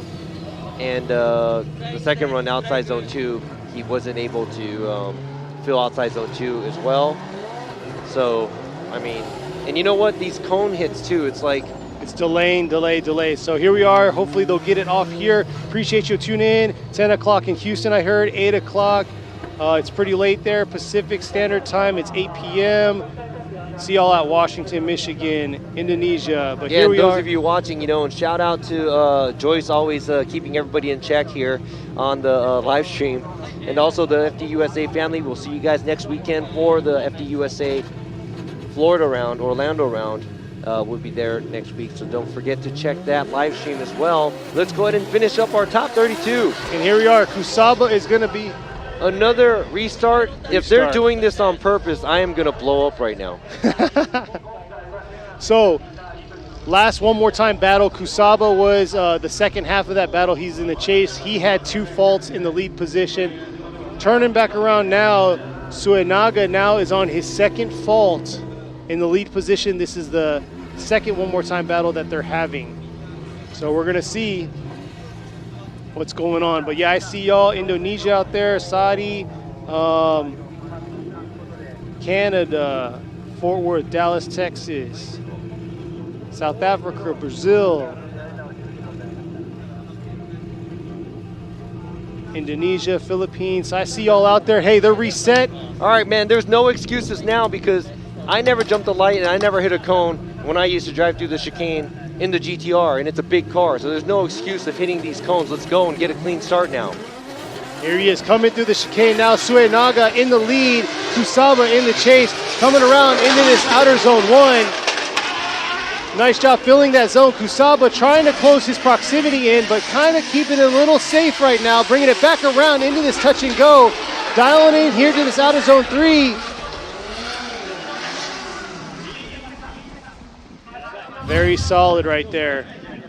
Very solid tandem battle between these two drivers. Looks like. And you know something? I've just realized too, watching other battles that we had previously, this may look like a pretty great battle, and it is, but there's not much angle. Yeah. They're both not throwing so much angle, and it's kind of like, you know what I mean? Like when I watched the other battles that we saw in the top 32, we saw a lot of drivers throwing killer angle at outside zone 1, and this just seems like very conservative to me. I mean, it is great. It's great. They're on the right line, very close tandeming, but you know, I don't know. So we'll see here how Kusaba is going to do. You can see right there, Kusaba very shallow in that outer zone 2, bringing it back around shallow through the touch and go. And yeah, the aspects of the chase position, looks like he was pretty shallow. I mean, lead and the second chase. half, yeah. Lead and chase. It's like, what happened to all these lock kits and fancy parts that they have on their car, but they don't use it fully? You know, it's getting completely sideways through outer zone 1. So we're going to see if Kusaba can get it here in the lead while Suenaga is going to be in the chase.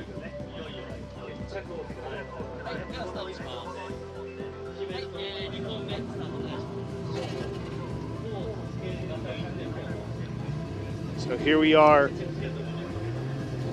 Looks like they are good to go. Kusaba is going through the chicane now. Coming around, approaching this 3-2-1. Kusaba is ready to make it happen in the lead. Coming around into this outer zone 1. Suenaga right behind him on his right corner, bringing it back around. Kusaba a little shallow in that outer zone 2, bringing it back around into this touch and go to outer zone 3 here.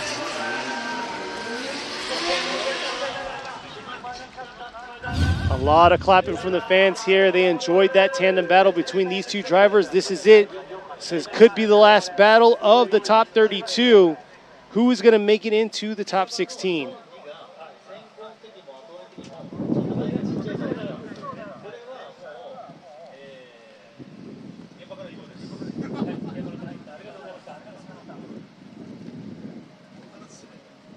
There's the replay coming back around. Suenaga trying to keep close proximity throughout the track. Here's the drone chase view. And yeah, pretty safe on the angle through that outer zone 1.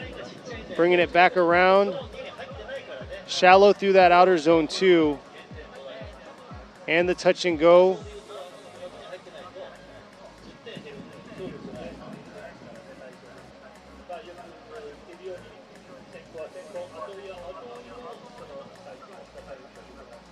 Here's a side-by-side view, the lead-to-lead, chase-to-chase.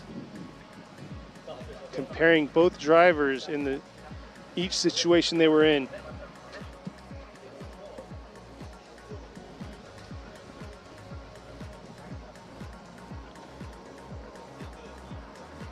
This right here, this is our second one more time battle between these two so far in top 32, and I believe we were at 3 or 4 one more time battles so far. This is our 5th one. Here he is. Looks like we're going to get the results on the screen. Nishida is going to go left, and Adriana is going to go left. So there you go. Naoto Suenaga is going to get the win in the Outless Tire Drift. Team Fukushima filling that last slot, going against Yukio Fausto in top 16.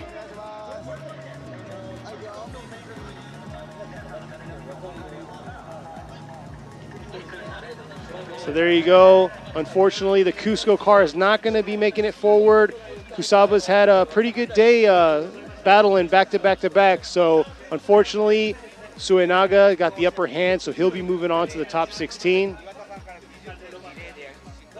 But yeah, thank you all for tuning in to this top 32. Pretty long session at top 32. Yeah, so we're going to be right back probably like in an hour and start the top 16 here. The top 16 ceremony is going to start at 12:20, so make sure you don't miss that as well. If you have something to do, you got to use the bathroom, or you got to go get something to eat, or you got to finish up some work or something like that, go ahead and do that, take care of that. Come back to us. Right now it is 12:07, so I don't know. That's like in 13 minutes or so. So just enough time for Robbie to get a Snickers and come back. So we'll see here. Hey, I'm sorry. 12:40. Everything is going to be pushed back for 20 minutes. So 12:40, we will be back for the top 16 ceremony. Make sure you don't miss it, please. Thank you for sticking around and watching this top 32. It was very long, and I promise you that the top 16 is going to be better, and it's going to be a fun-filled, exciting drift. You want to see some close tandem runs? Come back in about 40 minutes or so.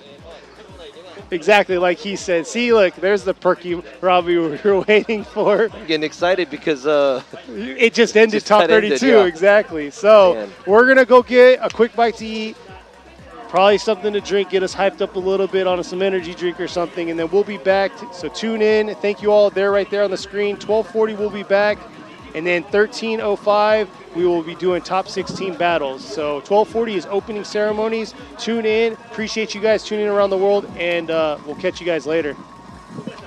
Peace out.